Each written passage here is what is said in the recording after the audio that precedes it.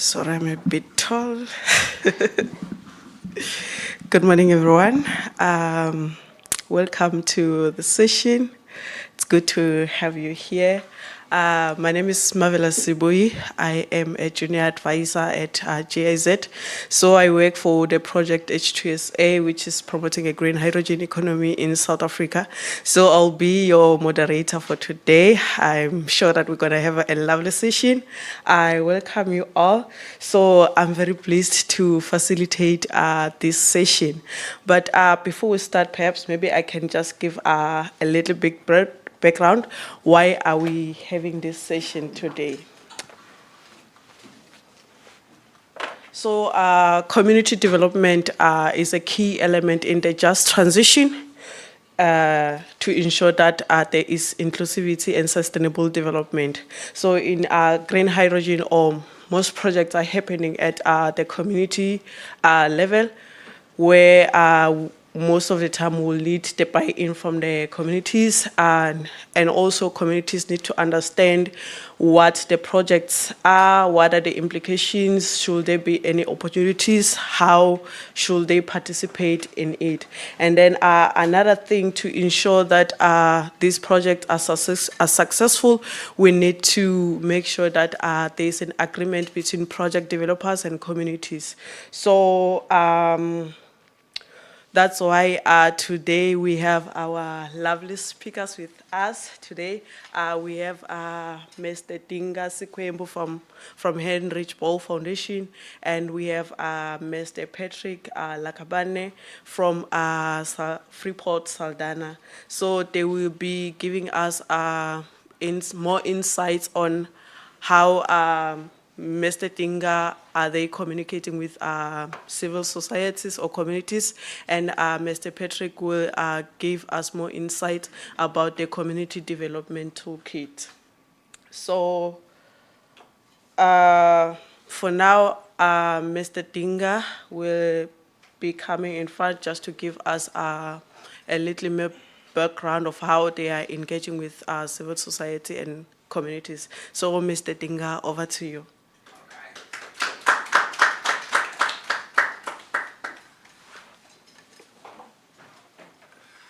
All right. Thank you, Marvelous, for the introduction. And good morning, everyone. It's a beautiful day in Cape Town, and hopefully we'll have some beautiful discussions. I have a few minutes to share a few notes with you. But the first thing I want to say is that this is supposed to be a launch and not too serious. There is a toolkit that's been developed by GIZ on green hydrogen community development toolkit this is for developers. And I hope that this would go a long way in ensuring that some of the stumbling blocks that we've encountered are overcome. So whoever worked on this, I'll say congratulations, and we look forward in looking at whether we could sort of use parts of this. Secondly, I thought it's important to say a little bit about who I represent here. I work for Heinrich Böll Foundation, which is a German political foundation linked to the Green Party in Germany. But I am South African.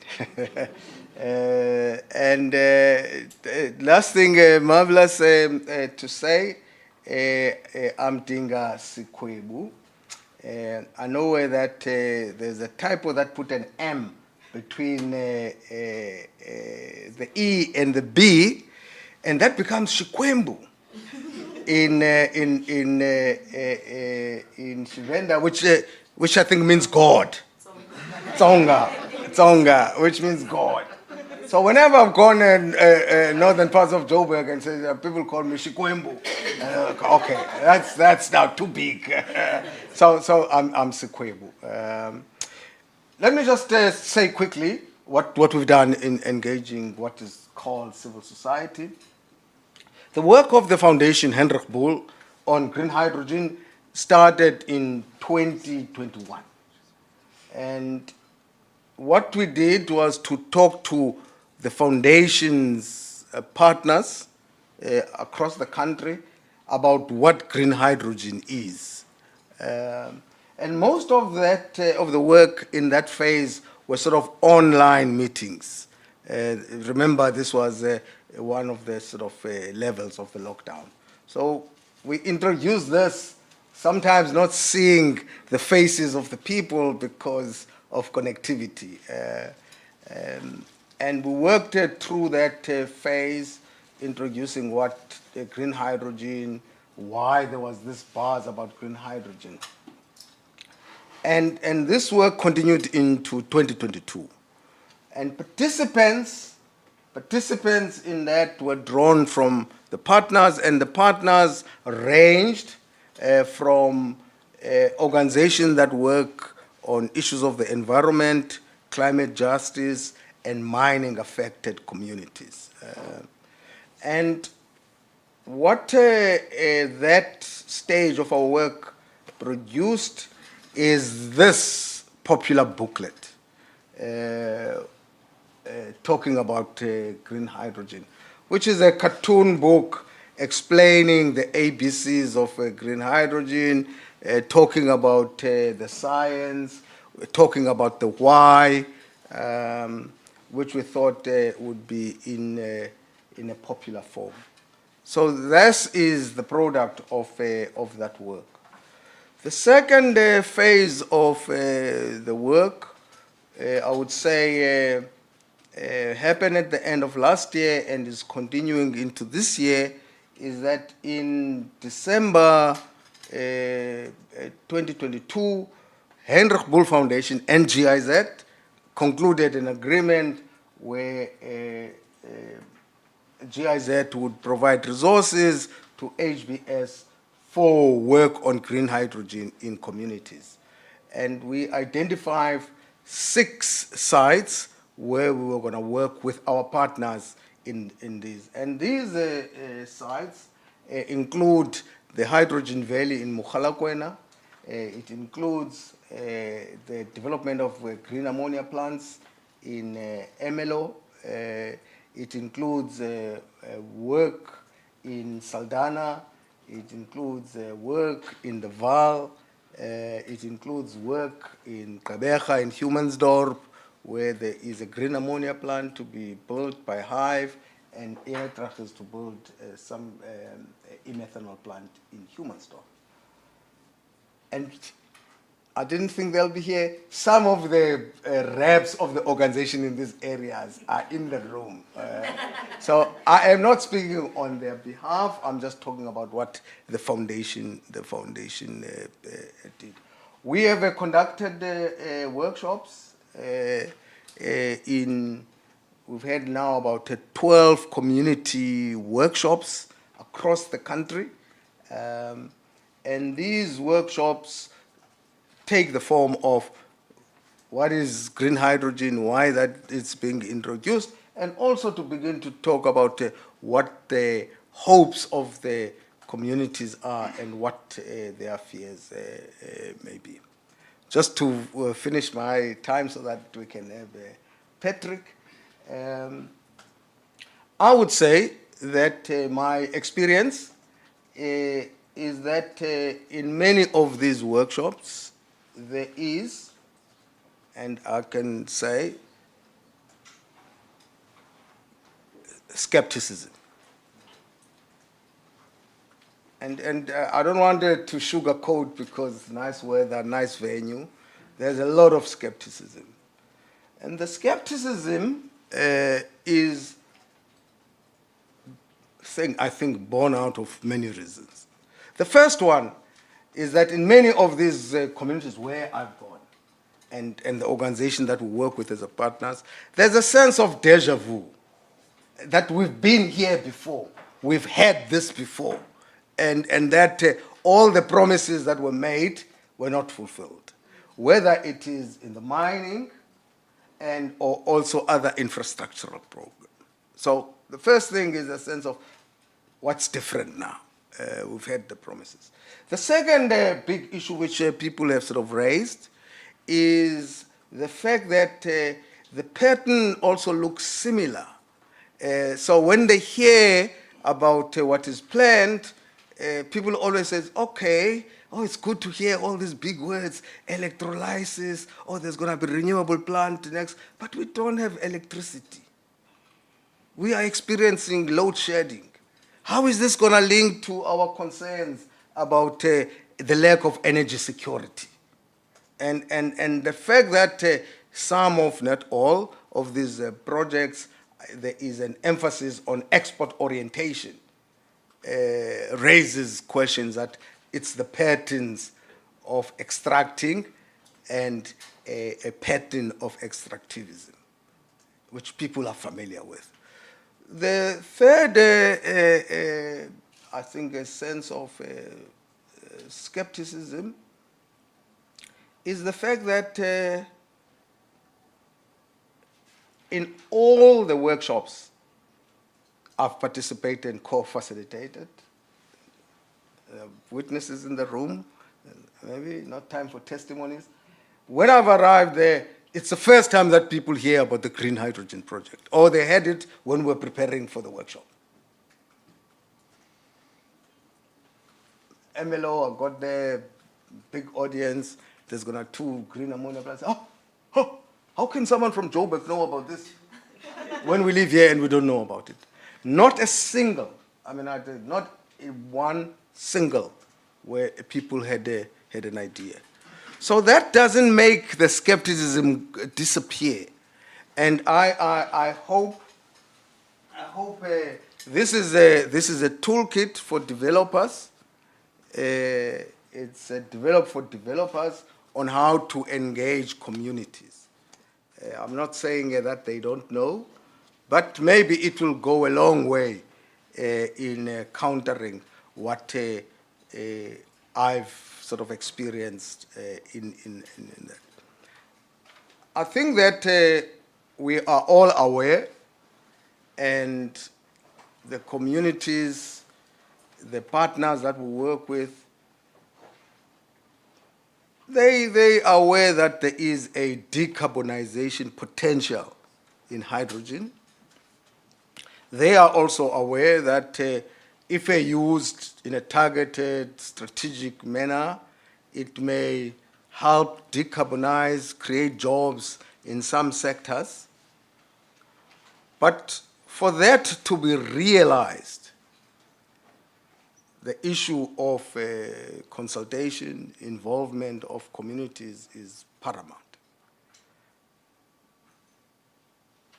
We've had the experience of mining projects, and with the mining, there are social labor plans that companies must comply and develop. With the Renewable Energy Program, REI4P, there's a socio-economic framework and targets that must be met. And something that I didn't hear yesterday in the panels I was in, where is the framework for socio-economic development for green hydrogen? I mean, all the projects say we're going to do this, do this, which is okay. But we do need a framework, we do need a regulatory environment that would ensure that all the promises that people speak about are fulfilled. Otherwise, that sense of deja vu will be confirmed. Thank you, Marvelous.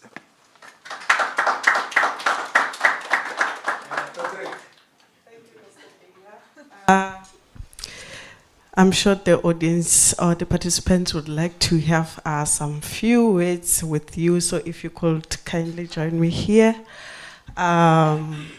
So we have had Mr. Dinga giving more insight about how he's engaging with the communities.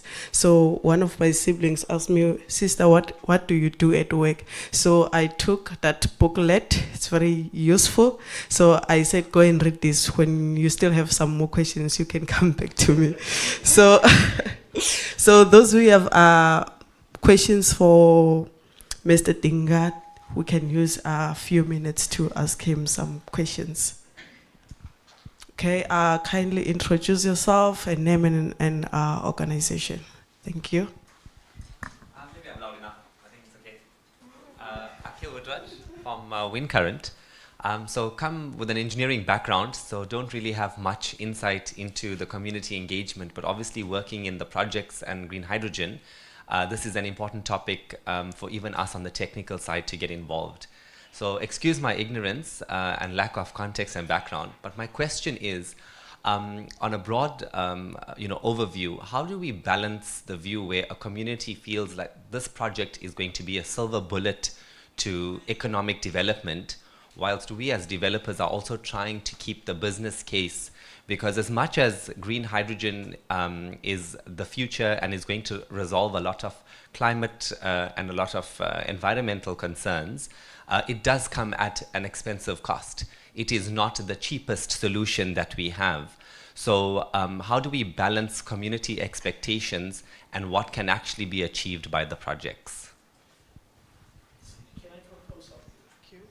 Sorry, and I know I'm out of line.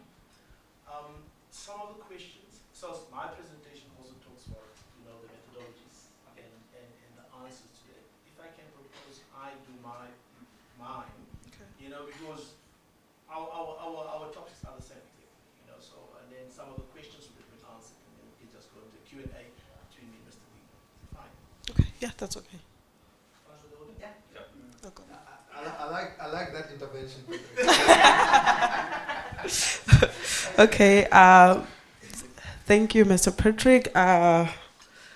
We can welcome Mr. Patrick in front, so he will take us more into the community development toolkit. Thank you. Okay.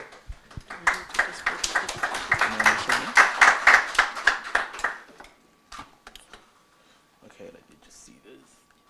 Okay, cool, got it. Okay, enough of me. So, colleagues, my name is Patrick. My name is Lakabani. Is this one working? Yes. So this one is.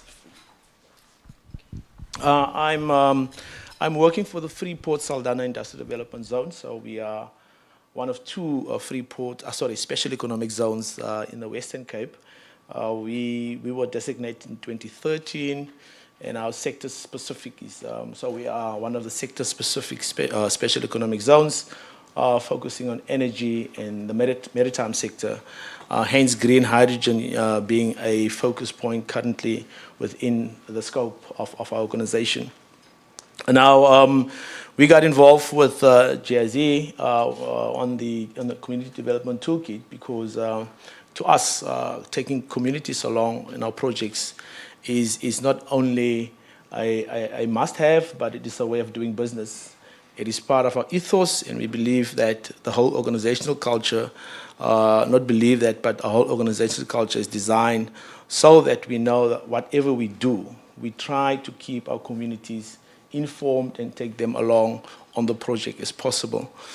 You find yourself that in South Africa currently, one of the areas of contestation is workforce opportunities. And that contestation is at a level where it will lead people to social unrest, burning and looting, and also in some instances, to foreign nationals not being treated rightly, because of people perceived that their livelihoods have been taken out. So what GIZ and us did was, and also the partners, I must also admit that the partners, and it's broader than just us, CESOL, the developers, also the Northern Cape Economic Development Agency and the government was part of the formulation of this particular toolkit. Because we said, if we don't do this thing right from the onset, we're definitely going to experience challenges going forward. I remember my first 5 meetings talking on green hydrogen. I didn't know what it's all about. And the question was the poor person in the informal settlement that just needs an opportunity. How do we make sure that that person understand and have a thorough comprehension of green hydrogen, whether good or bad, and also what opportunities it presents and how they then are prepared to take advantage of those opportunities, and that is when we then put the steel toolkit together. We came up with a problem statement, and this is what I just said, and it was my colleague just said now, Dingaan, and that is currently conflict within communities. It's about resources. That's the main thing. People want resources, either resources in terms of service delivery, or they want opportunities, whether it's a job or business opportunity. And if they don't get that, we know that our people goes to the street, and that's the first one. And also the second one is the social license to operate. And that social license, unfortunately, you can't go and buy. A social license to operate in a particular community is when you win it by trust. You win it by agreeing with those communities and those stakeholders. You also get that social license not only by winning it, but also by following through on what you said you're going to do, and also ensuring that those opportunities gets to the rightful people within communities. And that is the reason why we have the toolkit. Yesterday, one of the DGs said that the communities currently there's a trust deficit between government and communities, and that trust deficit is also between communities and corporates, because corporates are just seen as exploitation and not really developing from a social aspect. We were fortunate enough, to start this particular process in 2014, and you will also see in the next slide that how this particular toolkit was developed. It had two particular research. So the primary research was going to Saldanha Bay. Jazzy found it good to say, let us identify a particular community where some stuff has been done. So Saldanha Bay has been identified. They went there, they interviewed stakeholders, they interviewed people involved in communities, also in the municipalities and provincial government. That was the first study that was done. And also environmental scan, in terms of the dynamics of that particular community. Now, Saldanha Bay is a traditional fishing community. And then from fishing, it evolved into steel manufacturing. That didn't go well 20 years later. And now, we have this green hydrogen. And so that dynamics changed over years, and obviously that also changed people's attitude towards these type of developments. Now, the secondary research was around just basic desktop analysis, just looking at best practices. My colleagues just spoke about the mining sector, the social labor plans. Those things actually gave us good information as to what are the best practices and how do we mix and how do we take a combination of these approaches and formulate this particular toolkit, just as the background. Now, the toolkit itself, coming back to the bolts and nuts, the toolkit itself has 5 stages. So there's 5 stages with 15 tools altogether in the toolkit. Now, very important, the gentleman just said, and that's the biggest challenge, is that we acknowledge that project developers within the green hydrogen space, they have the knowledge to develop. They have the knowledge to make the electrolyzers. They also have the knowledge and the expertise to make these things work. But always the gap is always, do they have the knowledge, the skills, and also the attitude to engage meaningfully with communities? But you also don't engage meaningfully, also sustainably with communities. I always say that my community engagement approach is based on the following. We talk because something is going to happen. We talk because something happened. We also talk if nothing happens. That is what it is, if we call it sustainable. Because if nothing happens, you don't talk, people start to become suspicious. Now, this community development toolkit acknowledges those type of approaches, and it talks about that. Now, the second thing is, the people that has to or that have to or that must use the toolkit are your project developers, are your Cecils of this world. I'm not singling them out, but all the other project developers. So someone cannot talk on behalf of someone else. I cannot go and talk on behalf of someone, and that itself, you know, it's a trust issue. So once you send someone else to talk on your behalf, trust is gone already. So the toolkit has been developed so that project developers themselves, you know, get in-house expertise, skills, and knowledge, and also the attitude to go and talk to communities. You can imagine talking to communities, different stakeholders. But also, one area of the toolkit, you know, on the relationship side, is that stakeholder identification and mapping. You can imagine how many stakeholders, both formally and informally. It is easy to talk to the formal, the well-established institutions, your football clubs, you know, your churches, your organizational, your community organizations that's formalized. But you also get those that's not formalized, and you also get people that's not interested in joining any organization. So your approach must be in such a way that it reaches everyone. Most people. It will never reach everyone. Hence, the process has to be continuous, and it has to be inclusive, and that's the other word that I almost forgot, the inclusivity of the project. Just because someone comes to you and say, listen, I don't know, I didn't see the invitation, don't say, listen, the process is over, I've already done it. You're going to do it over and over and over again, even if someone comes late. We have no choice but to do it in that way. We have no choice but to disseminate information in that way, because I'm saying once again that the biggest risk to projects, to infrastructure projects in the country currently is social unrest. That is the number one risk. Anything else, money and anything else in expertise, that's fine. It's manageable. You can never manage communities' expectations. We know, I mean, our communities need nothing to go to the street, and we should never take this for granted. Most important, it can never be a tick box exercise. Community engagement can never be a tick box exercise. It can never be a once-off process either. Now, this toolkit also, you know, take care of that particular issue. Hence, we have, you know, if you look at the end, you know, the monitoring and evaluation, you go, you check, you come back, you go back again. Because dynamics change on a daily basis. There are other dynamics that will change communities' attitude towards anything which you are not in control of. But the one thing that you can be in control of as a developer is to know it at least, you know, to be informed, to be upfront. Now, managing expectation is another thing, and I think the toolkit is actually based around managing those expectations. Timelines, I mean, yesterday people spoke about timelines, even the day before on Sunday. Everyone wants timelines. When are these things happening?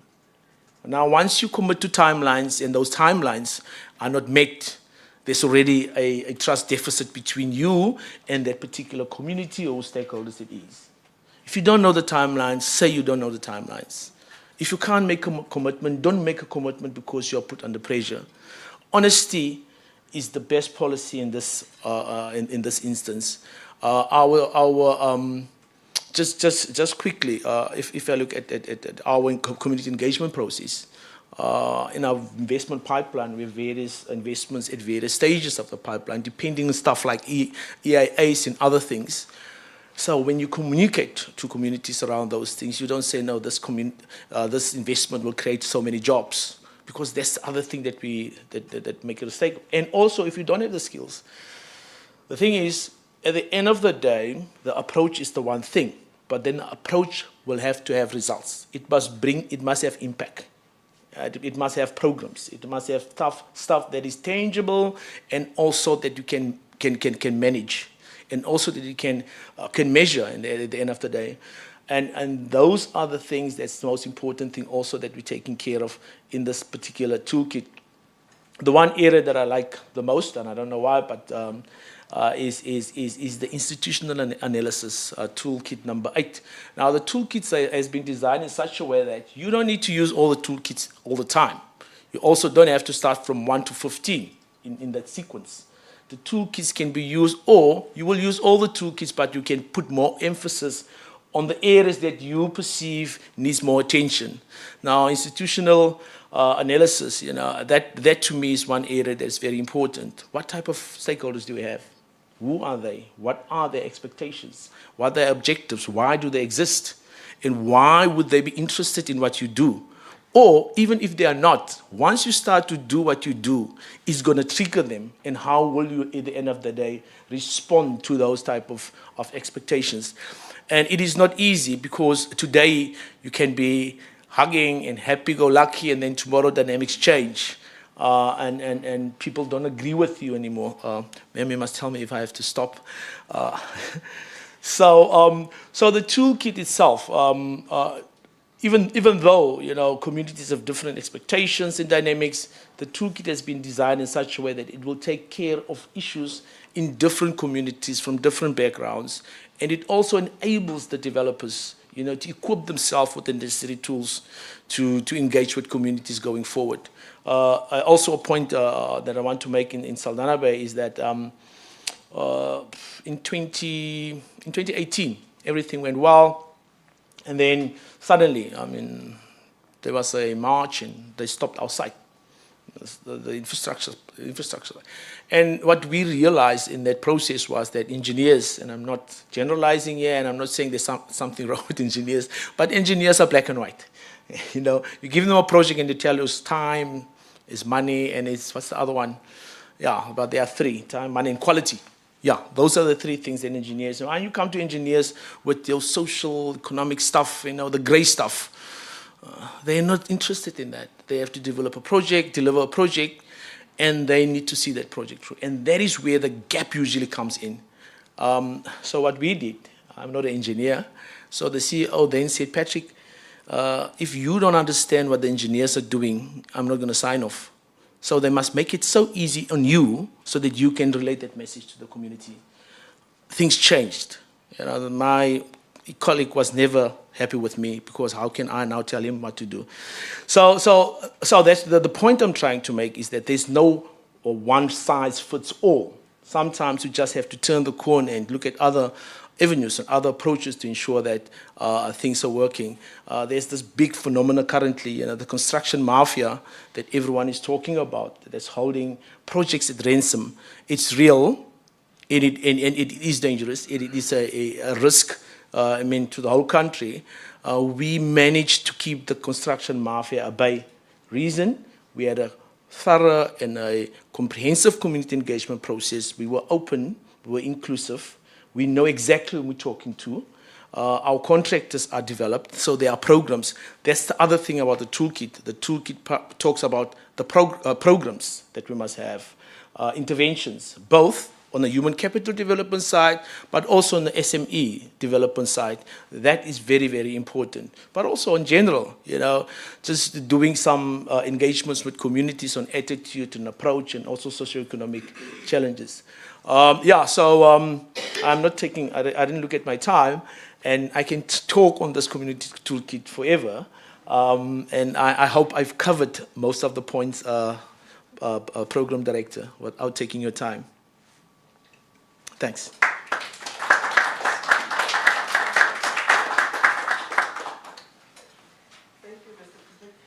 That was an insightful information that you gave. You are already here. As we have seen, there are burning questions already. So there was one question there that was asked. So that was from Mr. Dinga. Would you like to take the question?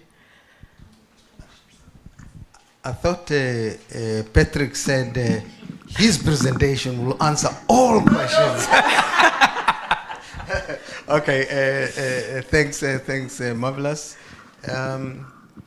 I think the question was about the balance between the project aims, which is to ensure that the developers, the project developers, are able to make a gain out of their investment, and also there are community needs and expectations. So it's always a difficult one, but let me just say something which is not in my short two-line CV.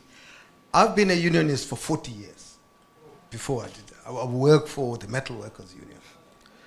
And one of the things that I've learned through those many years is that people do understand what I can call reasonable trade-offs.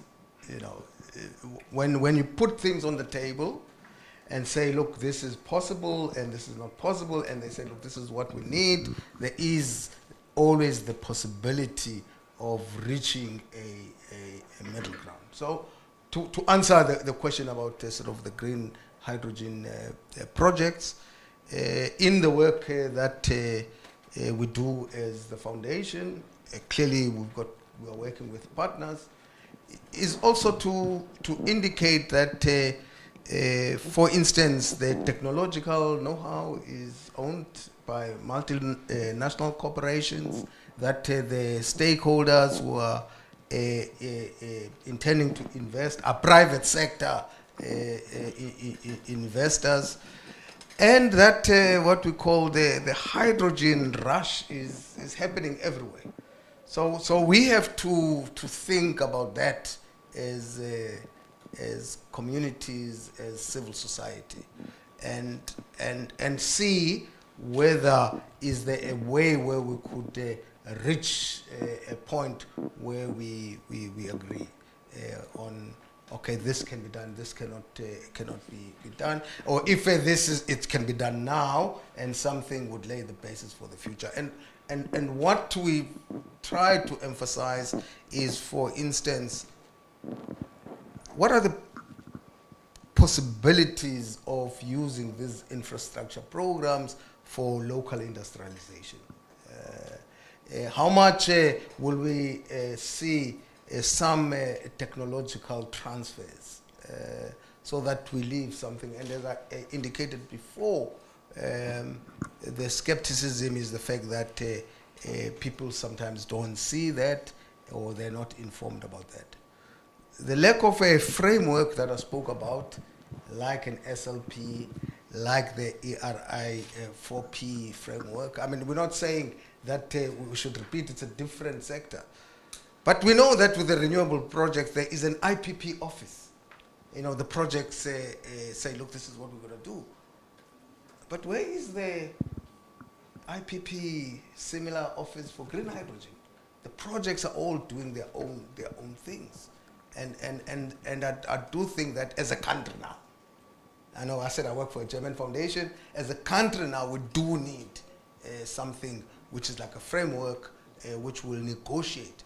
And I just see Thomas, there is this toolkit for developers, and I said congratulations that it's done. The next thing that we would want to do from not the foundation is to say, look, maybe civil society, having worked with communities, can develop something like a model framework that's specific to the sector, that would say, look, this is what we do.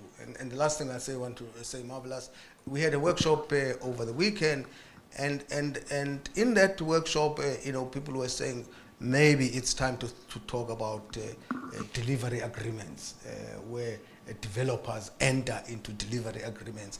And this is not something too radical, but an organization like the Global Hydrogen Organization has developed a toolkit, and this idea of delivery agreements is included in that toolkit that's been developed. Thank you, Mr. Dinga. Do we have any other questions for Mr. Patrick or Mr. Dinga? Okay, thank you. Please, your name and the organization. Hi, thank you very much. My name's Neil Overy. I'm an independent researcher, but I'm also attached to the University of Cape Town in environmental humanities. I was just struck, I mean, this is obviously a really positive development that this toolkit exists, but I was just struck flicking through it, and I have to admit I haven't had a chance to read through it. But in the acknowledgements page, because you said that I see it's been drawn from a mining toolkit and then adapted to local circumstances. I noticed on the acknowledgements page, there's no reference to any community representation in drawing this document up. And then there's a list of interviews at the back, and I don't see any community interviews in the back. So I was just wondering how did the community get involved in drawing up this particular document? What was their role? Thanks. And secondly, more of a comment. I'm not sure that the social and labour plan is a good model. I mean, they're so fraught with so many problems. You know, it wouldn't be a good model to replicate, in my opinion. Thank you very much. No, thanks. In terms of the references, yeah, I mean, so in the primary research, when we engaged that particular community, so the first document we used was our own internal framework in terms of, you know, community engagement. That was the first thing. The second one was those interviews has been done. Maybe something that we have to consider and bring all the interviews, you know. So not all the interviews has been done has been referenced. As you can see, we've referenced on the chapters up to 4 to 5, even on the desktop research. So that's the one shortcoming, but it does not necessarily mean that the communities has not been engaged. But thank you for that observation. And the second one, in terms of the mining sector, so that's an opinion, and I'm happy you say it's your opinion. So if I look at the social labor plans in the mining sector, there's nothing wrong with social labor plans. There's something wrong with implementation. And that is my humble opinion in terms of the social labor plans and why it is so highly criticized. It is not enforced by the Department of Labor. It is not enforced by all authorities. They're supposed to enforce them. But if you look at the content and what it says and what it wants to achieve, not really a bad document to say that. That's the second one. And then the last one was, if you look at the Freeport Saldanha's own community engagement framework, it consists of two. The one is on the infrastructure side. In fact, what we've done with our stakeholder management is that we have a macro one, which are your Transnets and national government institutions, provincial, and then you have your micro ones, your smaller community organizations. And the challenge with those organizations is many of them, they are not formalized. I mean, I started off at the Freeport Saldanha in 2013, and in 2014 when I did the SME engagement process, there were 17 organizations calling themselves a BEE or Black Business Organization, whatever. But if you ask how you formalize, it's 4 friends sitting around a table and drinking a beer and decide they are XYZ, and next time you don't see them. And they want a continuity in terms of the leadership. So today you're talking in the same organization to these people and tomorrow to those. And those are actually the ones that can cause, the challenges most than your few formalized one. So what we've done is, for instance, we encourage those communities to formalize, because we have to keep track as to whom we're talking to, where and why. When we assisted them to be formalized, they ended up being 4. All right, 4 organizations. But those 4 organization offices don't present the entire communities also. So my approach with community engagement is always that you will never reach everyone, but in an attempt to try and reach everyone, we have to do it continuously. But thank you. Okay, thank you. Name and organization? Yes, my name is Samson Mkwena. I'm with VAL, Environmental Justice Alliance. On the stakeholder issues in terms of who represent who, I don't think it's an issue. If I'm an organization, I decide not to be formalized, that's organizational decision.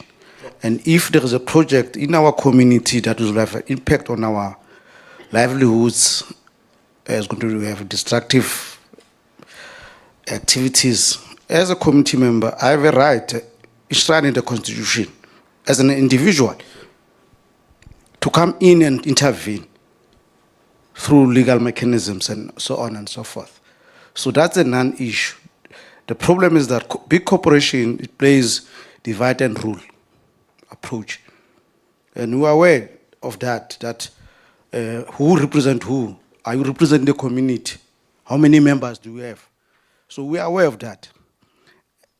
The issue is that corporations need to be accountable, as you said, in terms of what project are they bringing to communities? What are the benefits of that they're coming with? And the whole thing of labeling organizations as anti-development, it becomes a problem. Because if we raise the issues, then we are being called anti-development. No, we have a right to know what this project is bringing to our community. It's not about who represents who. It's about making sure that there is a full accountability on the project. Yes, civil society support project. We need transparency that we are seeking.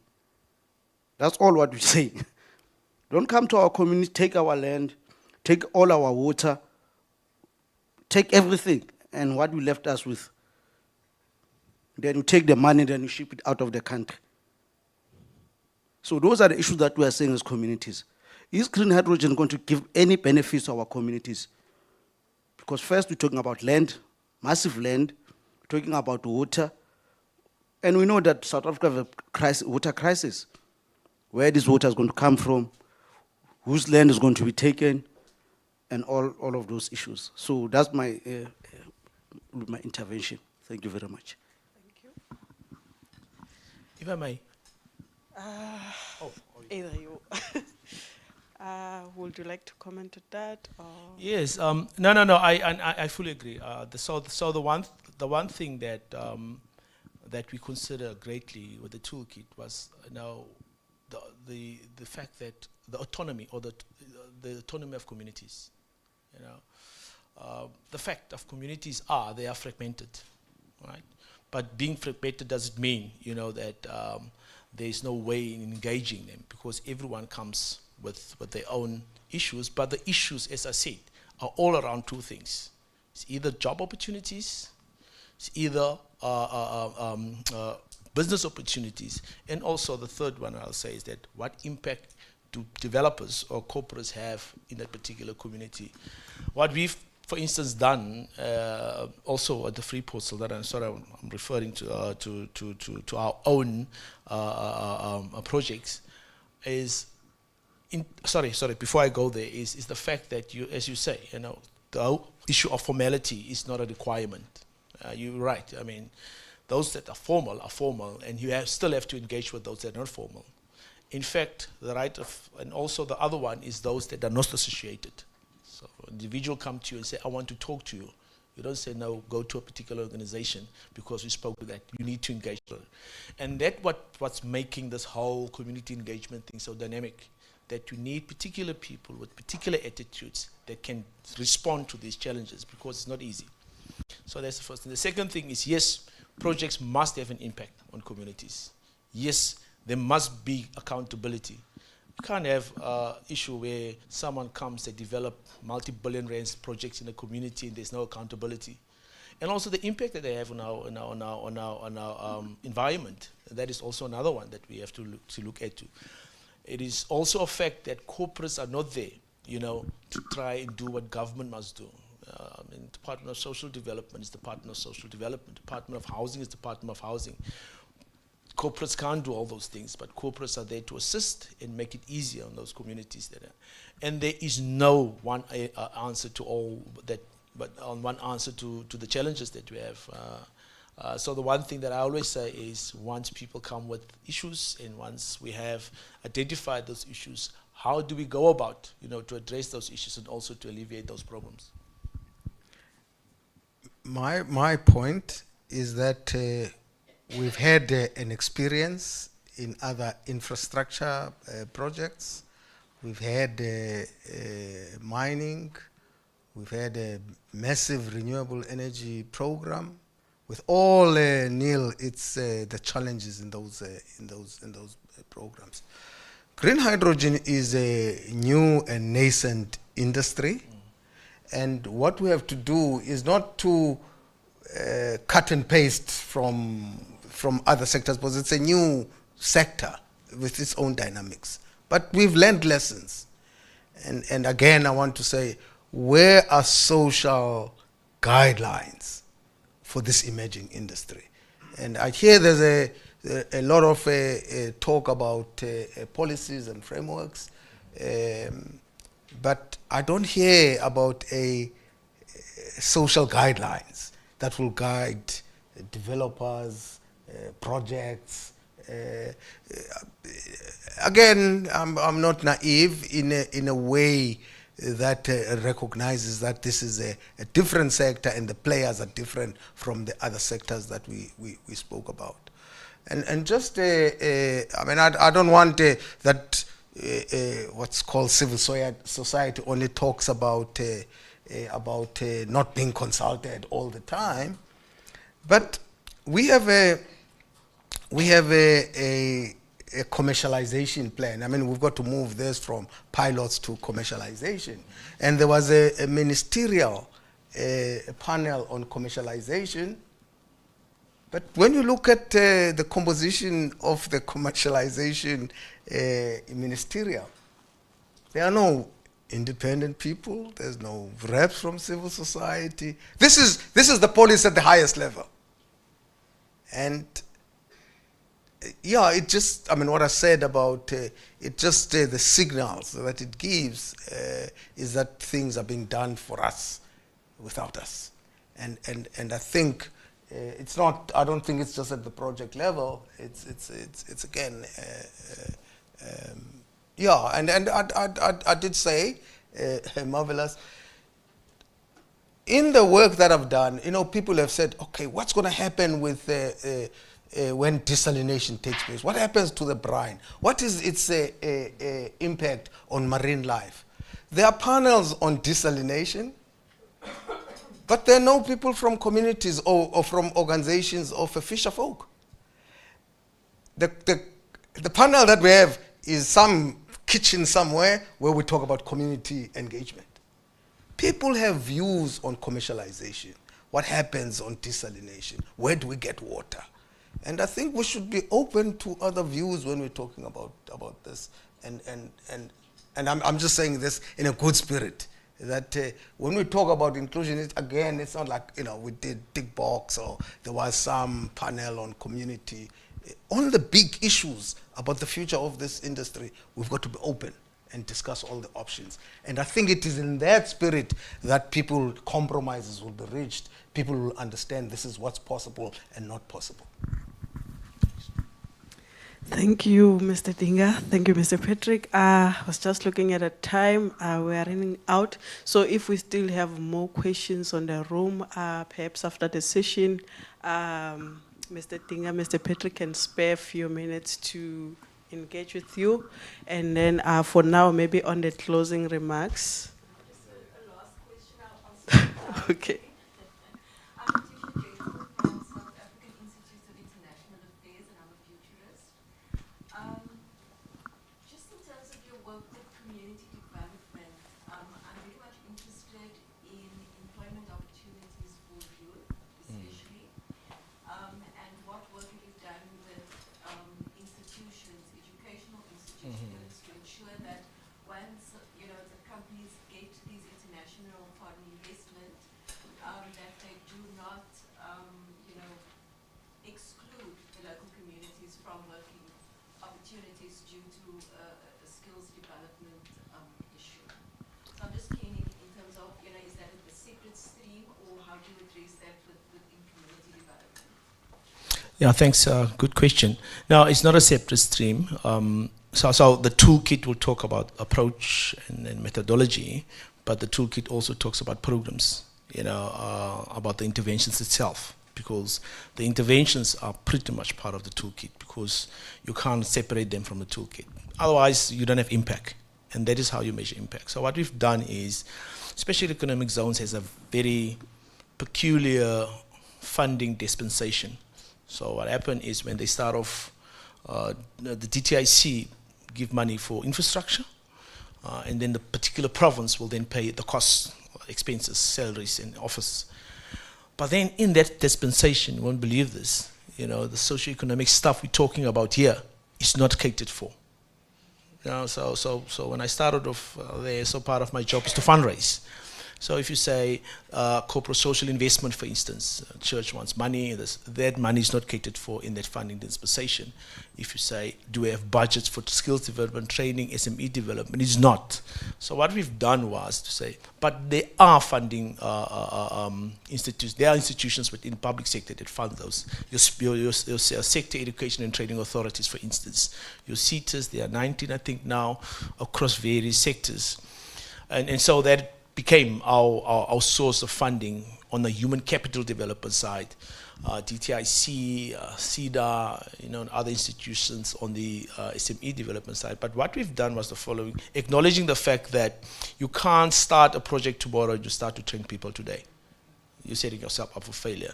So the timelines that I spoke about is very important, saying that we'll start in 2027, skills development as we start now. And let me also be the first one to acknowledge that in terms of the human capital strategy for the green hydrogen, we are still busy, putting things together. And if you look at the timelines, unfortunately, it's not going to, we'll have to move faster. So there's either new skills or upskilling or reskilling. So that's what's going to happen. Those are the opportunities in the space. The second thing is this whole issue of in communities of who deserves, who comes first on the list, who comes second on the list. And also the whole issue of local. So you find yourself in Saldanha Bay and someone will say, but Patrick, you just came here yesterday and now you have a job. And those are real issues that we have to deal with. And you as a developer have to deal with those issues. It's just what it is. You can't just say, no, it's got nothing to do with me. And so what we've done, for instance, was we hinged on the ward system. So the ward committees are elected in terms of law, and they are regulated through the office of the speaker. And in that, you have representatives from business, from training institutions, from labor, etc., and you form a community around those type of institutions that are already there. And that on a monthly basis, so I call them the Community Skills and Training Committee, in which on a monthly basis I engage with them. And the engagement is, we want to train in these areas. What are your things? We need entry requirements for these particular skills. Do we have those people? Also forward those things to me. But the most important thing that we do in that process, politicians unfortunately have their own agendas. Try to keep the politicians away and engage with genuine community members. Okay, we don't know, the word genuine is not, but community members. Ward councillors, for instance, we cut out. Because the ward councillor comes to you with a set of CVs and say, these are my people. That's just the reality. Deal with CBOs, community-based organizations, NGOs, even labor. I mean, labor is very independent, to be honest with you, so they're also part of that process. Then you do a gap analysis and then obviously fund those training. But very important, at no cost, because no one has money to, obviously people don't have opportunities.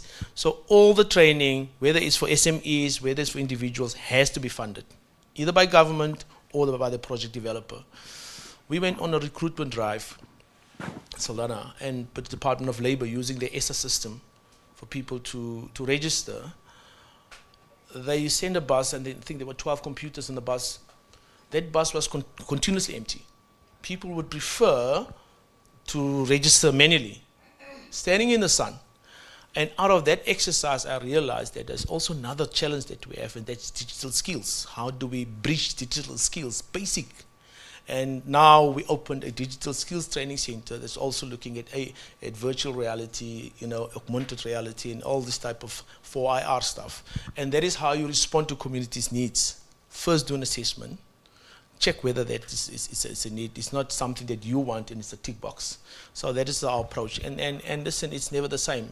It changes continuously because different needs comes. You address the one, then the next one comes about. So yeah, thanks. I hope I answered you. Thank you, Mr. Patrick. Perhaps, Mr. Dinga, in closing, based on your experience with communities, do you think there will be an effective collaboration between communities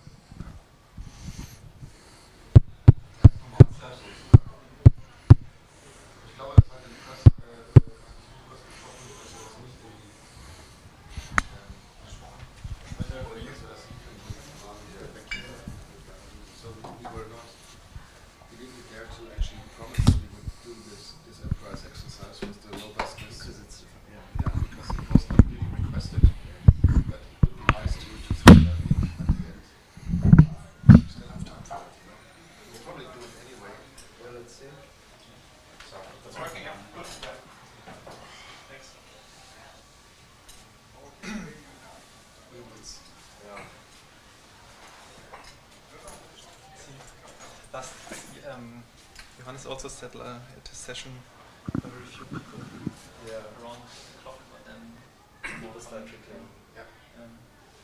Everything starts later. Yeah. That's how it is.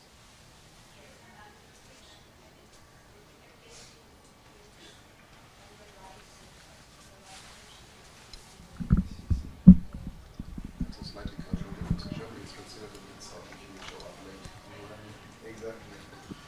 That's not the case here. Absolutely not. It's pretty normal.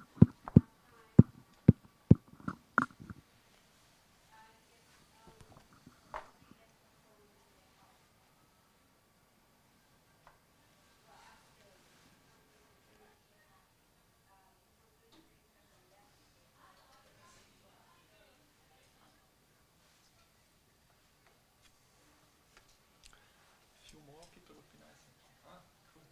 Yeah. Yeah. You won this on Saturday, on Sunday for the. No, did I? I think I might have. But I've seen several people now with such socks. I like my South African socks. You let us know if you're online already. I've started this morning, so it's online the whole time. Oh, Okay. should we behave? Well, I've turned the volume down going out. Okay. So there's no volume going out yet. That helps. When you start speaking, I'll bring the volume up. What's the outside? It's actually street. It's actually stream currently. Yeah. And where? Where is it? I don't know where the. Where's the stream go? Show? It's going to YouTube. YouTube. Yeah. Okay. Is it gonna be famous? But I think it's not for public. It's just so they can log it onto their website. Okay, so it's not live. I have no idea. Okay. Once it leaves my computer, I have no idea where it goes. There. Okay. Still have a couple of minutes. No, yeah, people will always talk and get caught up. Did you guys see downstairs there's this thing that revolves and takes a picture of you? I know. So, they did. Yeah, I did it. Oh wow, nice. Great. Yeah, it's quite cool. It's for the women in hydrogen. And it just puts it on a yeah. That's a new professional photo footage. So next time you ask me to present, I'll send this. And you can put it on the screen. Exactly. Yeah, you can do like a snapshot, whatever. Yeah. The best angle is like. Yeah. You want a glass of water or something? I have one at the podium already.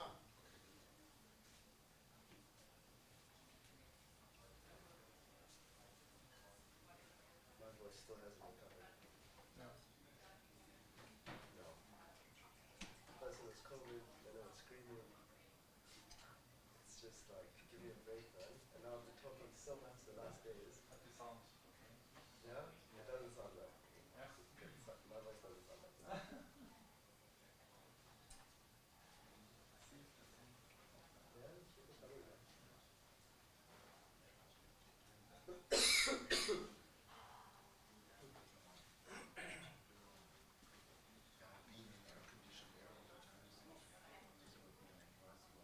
Yeah. It's lovely.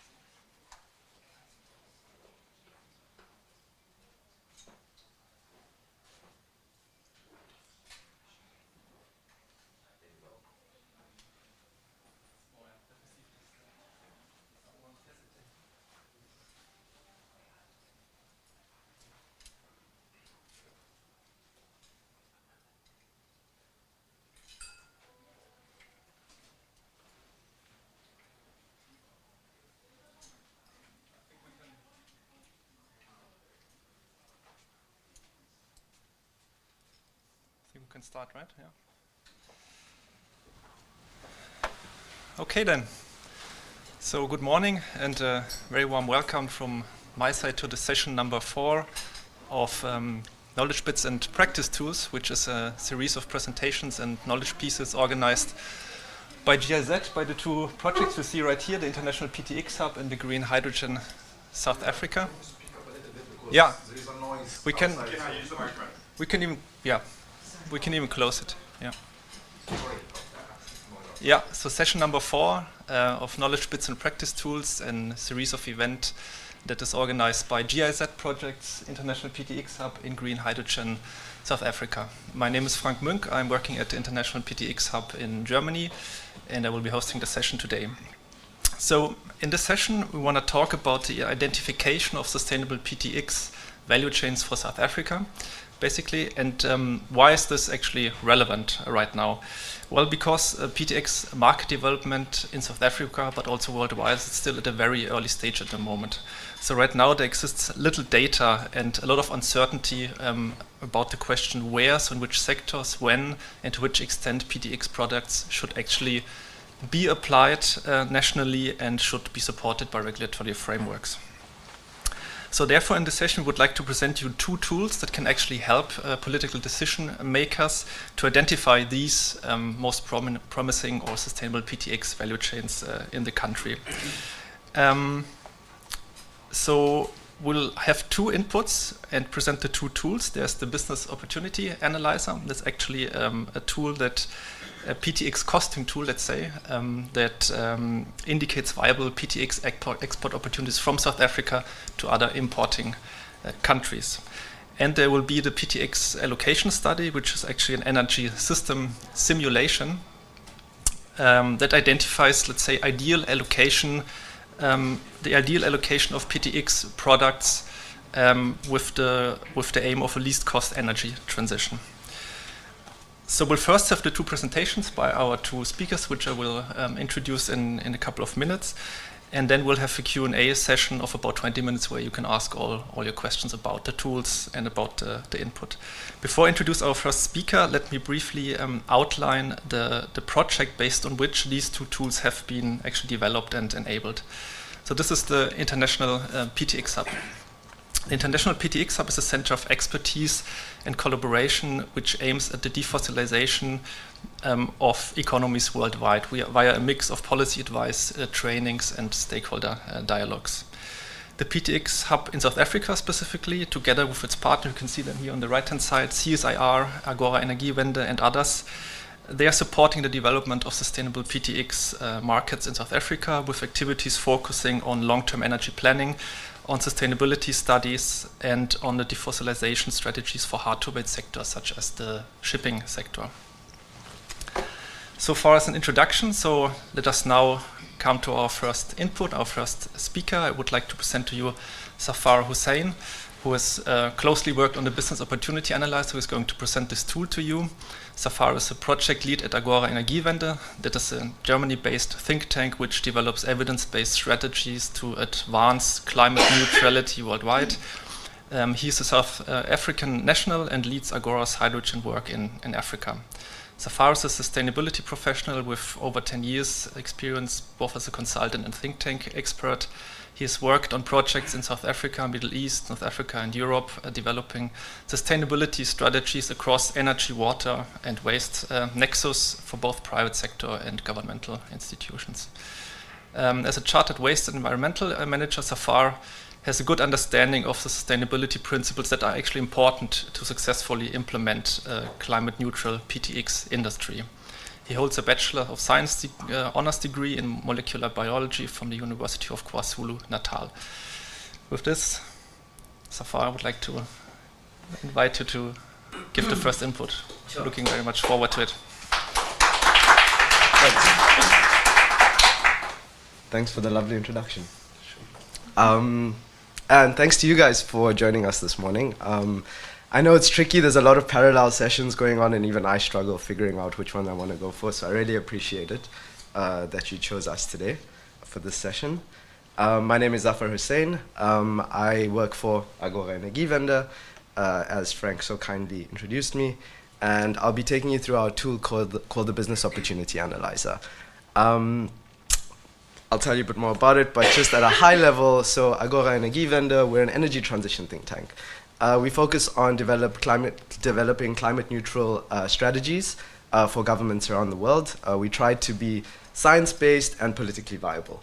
So we're completely independent. Our funding is diverse and primarily philanthropic, so we have no agenda besides climate neutrality. We're based in Berlin, Brussels, and Bangkok. And so we work across these regions and also in Latin America.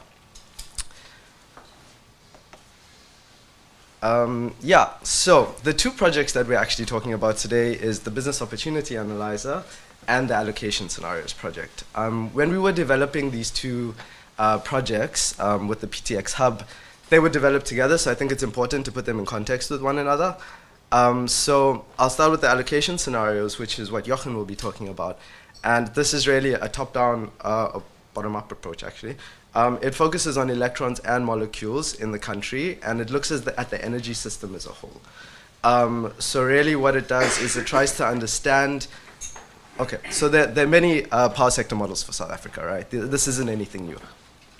But what the current power system models are lacking is the strong sector coupling aspect, which analyzes the molecule uptake curve across different technology pathways and different industries, and how that interfaces with the power system. So what your renewables build out will be to enable that in a carbon neutral system at lowest cost. And then it also looks at export opportunities for South Africa and how that also influences with the system. So that's the one side, and the other side is the Business Opportunity Analyzer, and this is really focused on export. So what our tool does here, it's an Excel-based tool, and it calculates your cost of delivered molecule from country A to country B. And I'll go through the system boundaries and all of that later, but so there's the push and pull, right? One is export, and the other is kind of domestic use focused. So the BOA, or Business Opportunity Analyzer, is built primarily to target policymakers and to a lesser extent also project developers. So what it aims to do is provide kind of a pre-feasibility level, verifiable and easily to understand early stage information to policy developers, to decision makers and policy makers.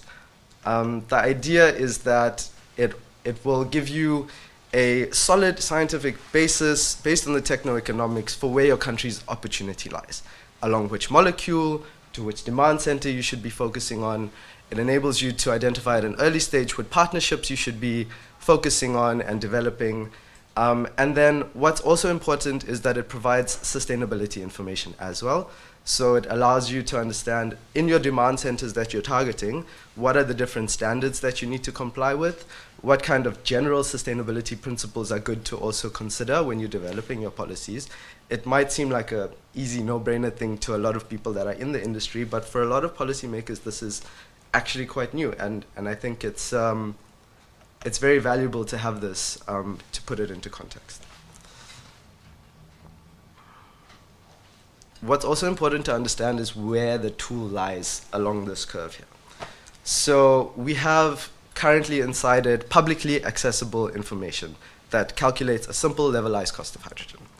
Now, this might not be as accurate as a realized project cost, but this information at realized level is typically behind closed doors, not publicly accessible, and not actually very good for comparison across geographies.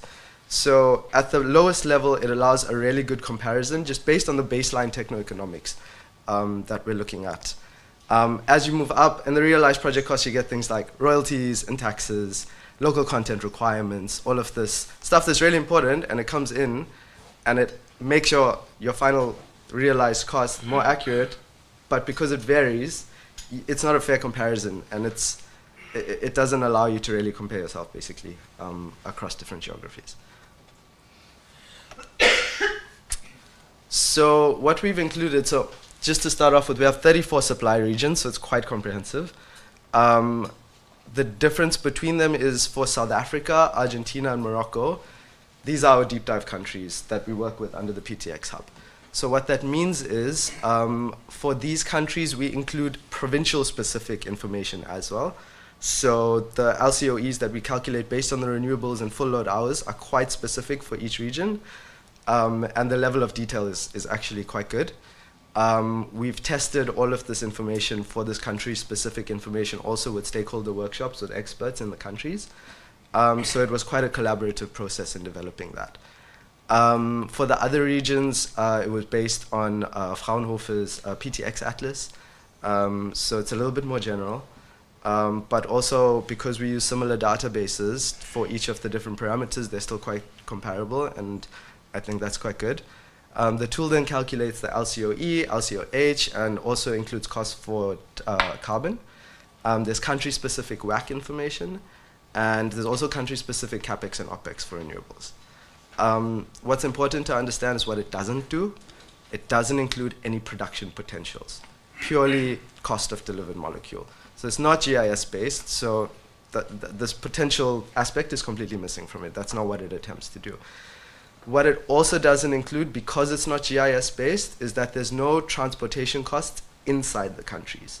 So if your transportation costs and your distances from your production center to your ports or different areas of departure are quite large, you're going to have to kind of bear that in mind a little bit. That is a limitation. We can't include it. So this is the landing page. This is basically the dashboard that you'll see when you open it for the first time. And as you can see, a simple, easy-to-use interface is very important for us here. The blue tiles here are basically the different components that you can choose. So for this option, I chose South Africa, specifically Northern Cape. I chose a demand country for Germany. I used ammonia via AEL electrolysis. You can choose any molecule. You can choose any electrolyzer. It's all in there with their own individual information. And then I chose a hybrid combination of wind and solar PV. The data here I chose was 2030, so quite high costs at this point along the cost reduction pathway. Excuse me, my voice still hasn't recovered from Sunday night. I was screaming a little bit too much, and so I don't normally sound like this. So the center graph here is the first kind of point of departure. It shows you the pink dot is where your chosen supply area lies on the total cost curve. So these are all the different supply countries on that curve. And it shows you that the Northern Cape is really competitive. The pink dot's quite low. On the right side, it has the total cost. So right now, this is in euros per megawatt hour. You can also change it to per ton. I know that's typically easier to understand as an export country, but in Europe, we typically talk in megawatt hours. So right now, that's sitting at 122 megawatt hours. And it shows you the cost breakdown as well, which I think is quite nice.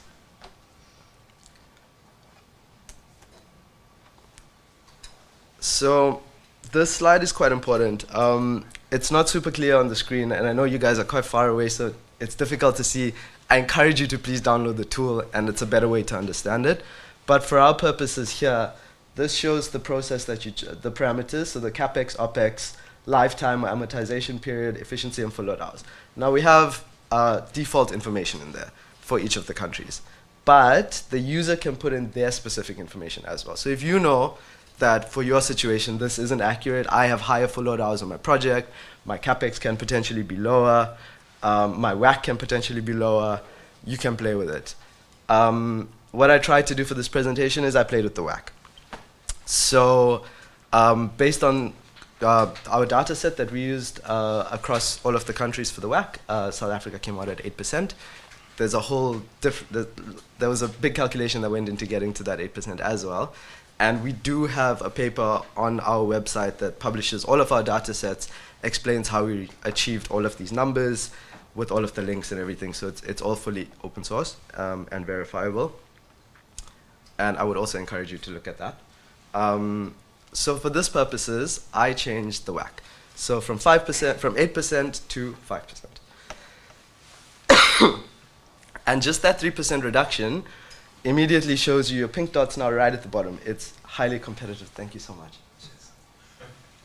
And results in a 14% decrease on the LCOE, on your total delivered cost. Sorry. So we're now at 105 euros per megawatt hour.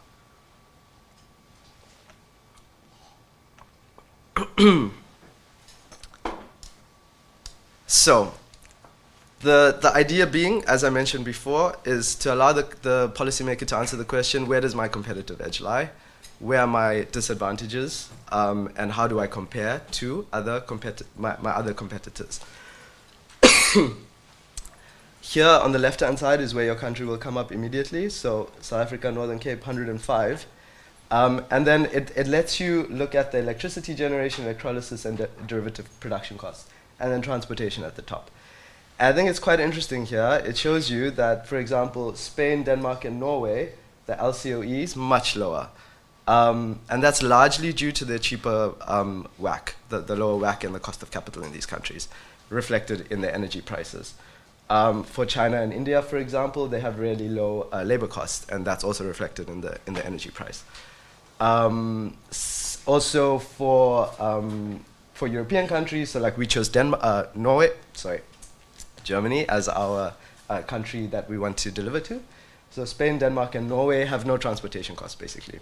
So that also lowers their overall cost and makes them more competitive in this instance. And then if we just put this on a map, just to visualize it, it also puts into context how competitive South Africa actually is when we're talking about delivering to Germany. Major competitors, of course, across Africa, Namibia, Mauritania, and Morocco. The top two would have obviously lower transportation costs, even though their WACC might be a little bit higher. So there are different components that go into actually, as it's clear to everybody, what your delivered cost of molecule would be.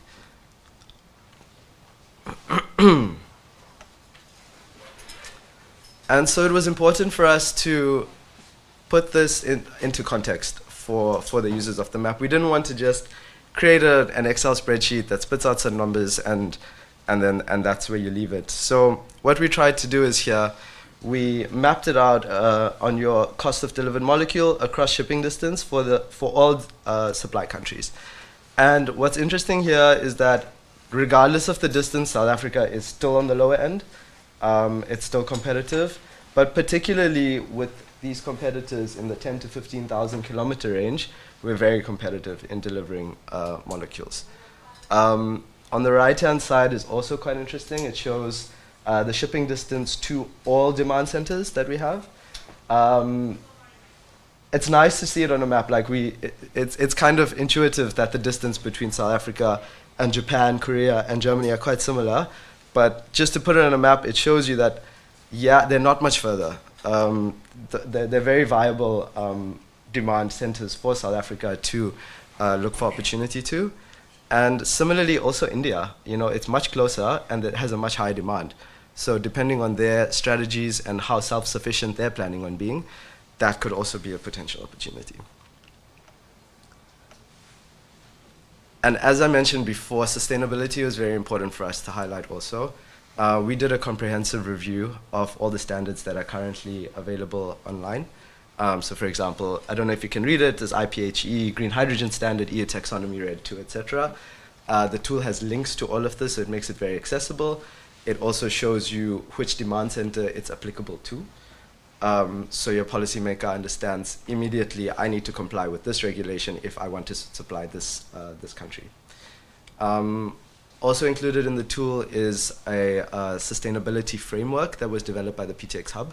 So this looks at environmental, economic, governance, and sustainability requirements. It has it's a framework, so it has the high-level principles that should be considered when embedding such a project in your country. And I would encourage you to read that as well. It's quite a good piece of work. In our next iteration, our tool will be going online, so we'll be developing a web app. What's important for the difference here is that in this web app, it will allow us to include system optimization. So we'll also optimize the hydrogen storage costs, for example, within each of these pathways, which is currently lacking and does actually have quite a big impact on your final cost. Feel free to download it online. It's free for everybody. And yeah, we encourage you to have a look at it, have a play, come speak with us later at the PTX Hub stand downstairs. If you have any questions, we're happy to engage further. Thank you.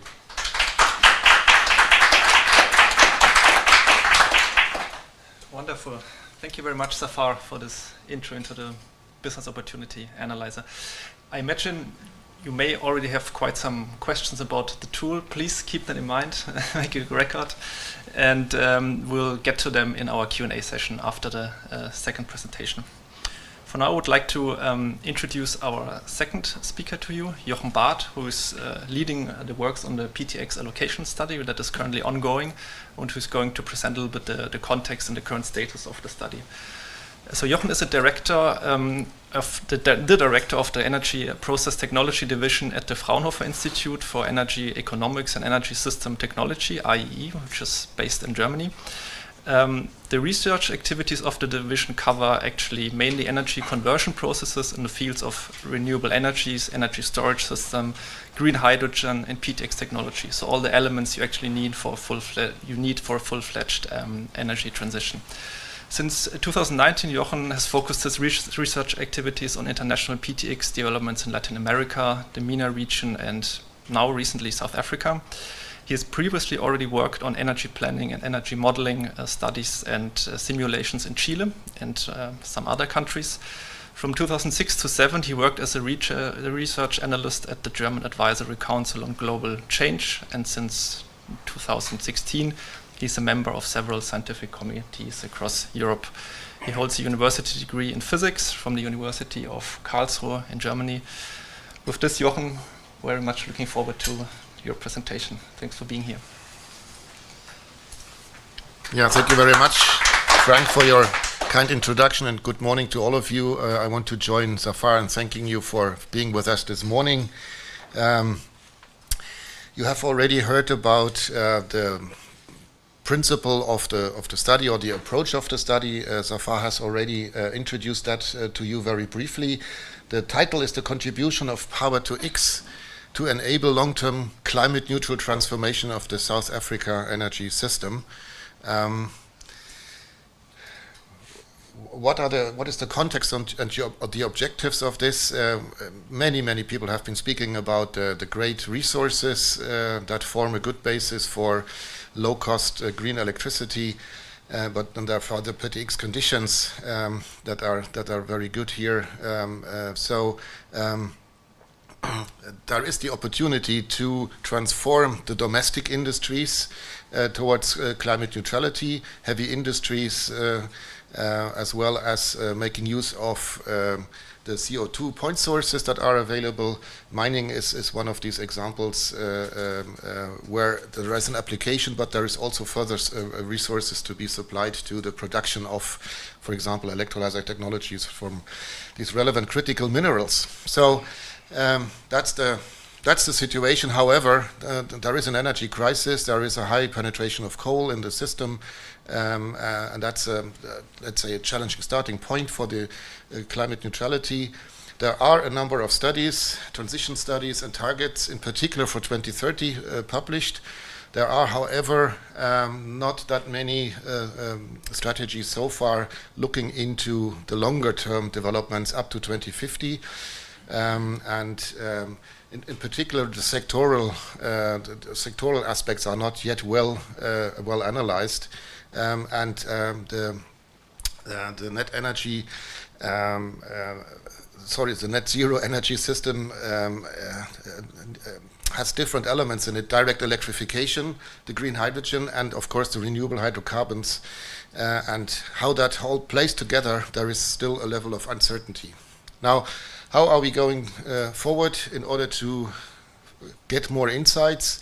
The objective of the study is to inform policy and expert discussions with the analysis and development of detailed energy pathway scenarios for South Africa that achieve lowest cost for the ambitious decarbonization targets up to 2050. Now, there have been studies before, so this study will build on this. It will augment the existing studies, for example, the Just Energy Transition one, the integrated resource planning, the grid the grid development plan for the transmission grid, and it will also build to some extent on what we have done in the past with our global PTX atlas. So it will illustrate how and where to allocate the renewables and PTX products in the sectors power, transport, and the industrial sector. And it will not only look at the domestic demand, but also at export opportunities. So that's the dimensions of the study, basically. And we think that that is a new approach to have the fully coupled sector analysis, focusing on these three aspects and combining domestic with export. So we want to do this by facilitating collaboration and networking among the transformation and Power-to-X value chain stakeholders. So by no means we want to do that in isolation. We will organize workshops. I'm coming to that in a moment. The collaborative developments under PIPESA, which is the Python-based power system analysis tool, is already out there in the world. It's used by many people, so there's a whole development community that is already using these tools, and we will add this to this tool world and this whole community. And then there will be trainings targeting future model users. So I will explain that in a moment. This model will be made fully available for download from the internet. And you can see down here the list of partners, many of which have already been mentioned. And in addition, there is, for example, Stellenbosch University, but also CSIR here in the country, where there is already a lot of expertise in system modeling, grid development, and so forth. And together with them, we will also facilitate the stakeholder interaction. Now, unlike the BOA, we have just started, so we are at the beginning of this exercise. We do not yet have a ready model to present to you. We have started earlier this year in August or so. Now, the first phase is the data preparation and model setup. That's currently ongoing, as well as the scenario definition. And I'll explain that also in a moment, what that includes. Then the next step will be the analysis of the energy transition pathways. And at the end, we want to develop recommendations in order to achieve the most robust pathway that we have identified. Now, interaction milestones are these workshops, and the first one is actually next Monday. It will be online.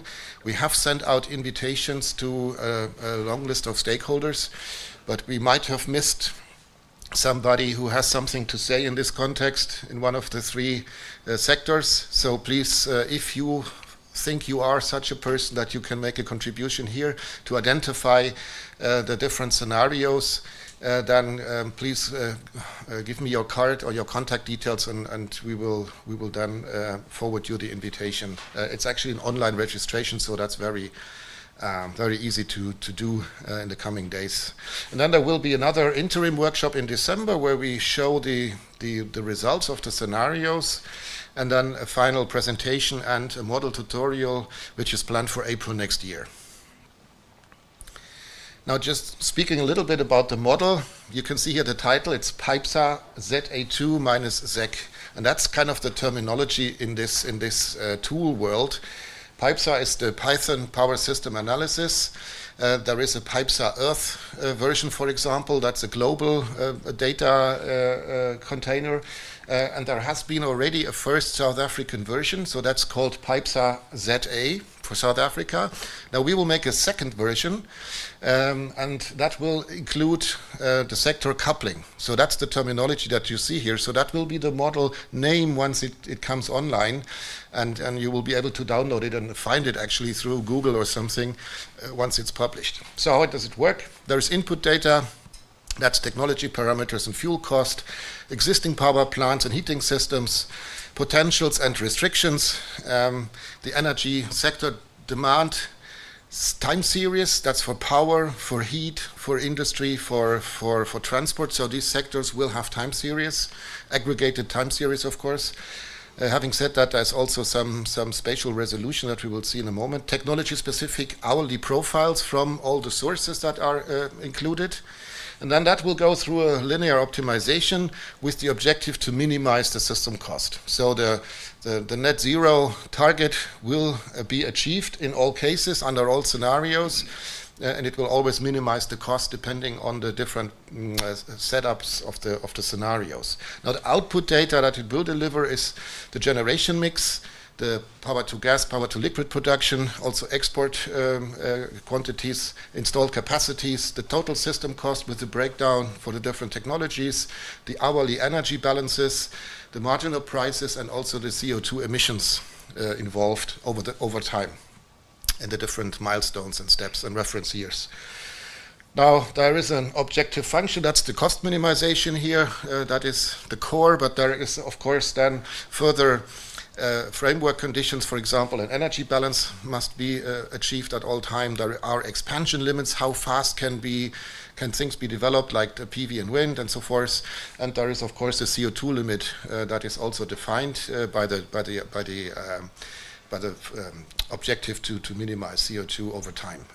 Spatial resolution, at the moment we are talking about 11 nodes, and there is also an off-grid element in here for projects that are not grid integrated, or for production capacities. And there is, of course, also a temporal aspect here. There is 10 years periods in which we are looking, so there will be a 2030, 2040, 2050 reference year. There will be an hourly resolution for every year, and we will be using historical weather data in order to have like representative data. Now, this I will not explain in great detail. We can come back to that if you're interested. MPRISE is another modeling approach where we are not doing this parametric analysis, but it uses stochastic features where you change some of the assumptions, some of the parameters, some of the data that go into the model, and then you can see whether you still achieve your target and at what cost. And the idea here is to actually test the pathways that have been identified with regard to their robustness. So if things are not going forward the way that we are expecting them, what is a robust pathway? Which of these pathways shows still the lowest cost under stochastically changing conditions? Now, just to show you a little bit of what we have done so far, we have implemented the weather conditions. We have made LCOE of wind and PV calculations. We have looked into land availability, and you can see there is some restrictions where lands are not considered for PTX installation. Oops. Yeah, perfect. Did I do that? Okay, I can't see the slide anymore here. So areas are implemented, and also the water availability has been implemented, and we have also implemented the electricity grid, roads and ports as the infrastructure on which the system will be using. So that's the state of the art.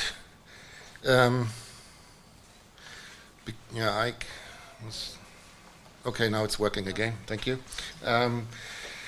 So how about identifying the scenarios? There will be one reference scenario that is very close to what has already been done before. It will build on the different studies for the electricity sector that have been already published, and it will also use this nodal resolution that has been used before.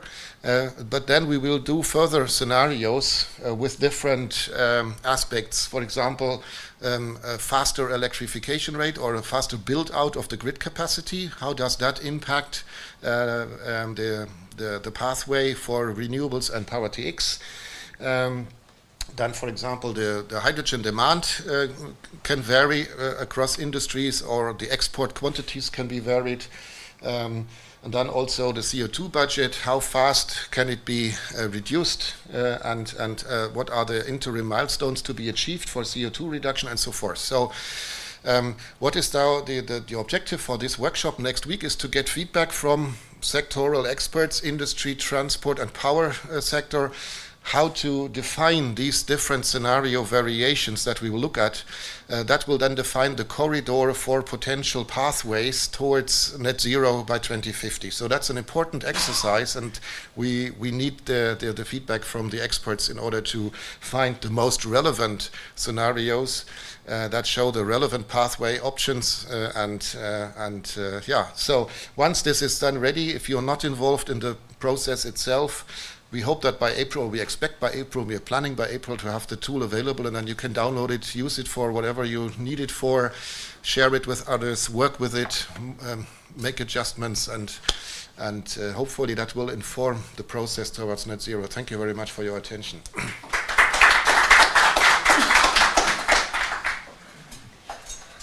Okay, yeah, great. Thank you very much, Jochen, for this great insight into the study. It's a complex piece of work and a complex simulation. Maybe just to rephrase it in one sentence, we want to find out where do we need to apply green hydrogen and its derivatives in the South African energy system in order to reach at least cost and energy transition, a decarbonization of the system. That's basically the objective of the study. And this while considering local uses in South Africa for PTX as well as export uses. So this is where the BOA comes in, which, as we have seen, does show where promising export opportunities do lie for South Africa. So this actually also combines a little bit the two tools. And now we are actually arriving at the Q&A session. Yeah, we are just before we start, should we move over to this seat? And we'll have a mobile mic. Yeah. Mobile mic, yeah.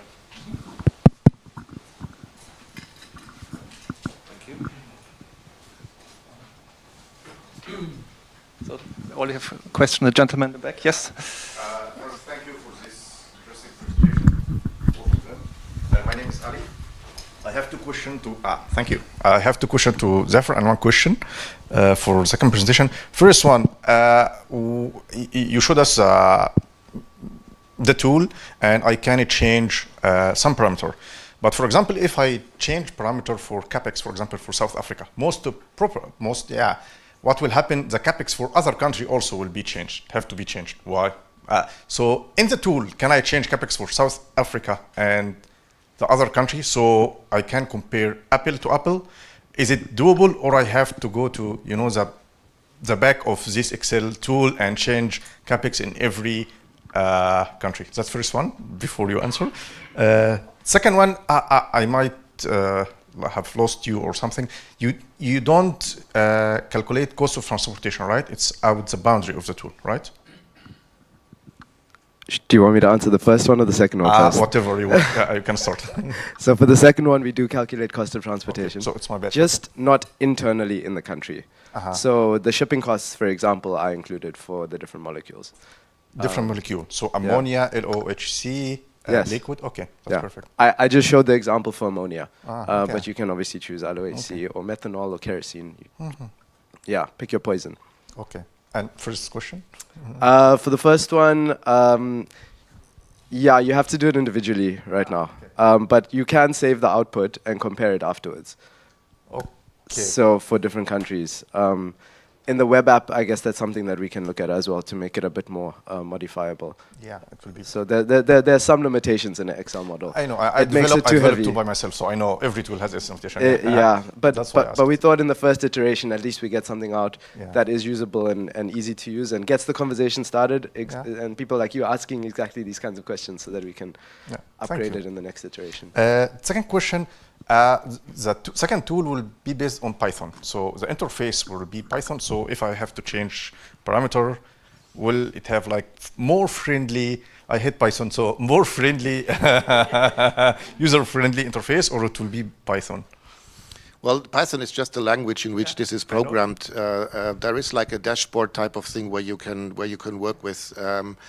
I don't have a representation now of the like interfaces that it will have, but you can be ensured that it's an expert system. So it will not replace the expert, but it will also require an expert to work with it, I'm afraid, because system analysis is something that you cannot do like I don't know, GIS tools like Google Maps or something. It takes a bit more effort to work with it, to understand how it works, to understand the interactions, what kind of data you are bringing in. That's, for example, one thing I've discussed also in the context of the Power to X Atlas, water resources. The global database for water resources seems to have some uncertainties in it. So you might want to delete some of the water resources that are in the data, but you need to know how to do that in order to see what the impact is. So I think it's not like a tool that you can use so easily like the BOA, but it's not designed for giving you like immediate quick answers. This is a bit more complex tool. Thank you. Just also to add, PipeSum might not be the friendliest language to use, but it is open source. And that was quite important for us. So for example, we developed a similar tool for Argentina, but it's not open source. So it might be easier to use, but you have to buy a license for it. So that's a separate barrier. So we're quite happy that it's actually open source and removed that barrier completely. Thank you.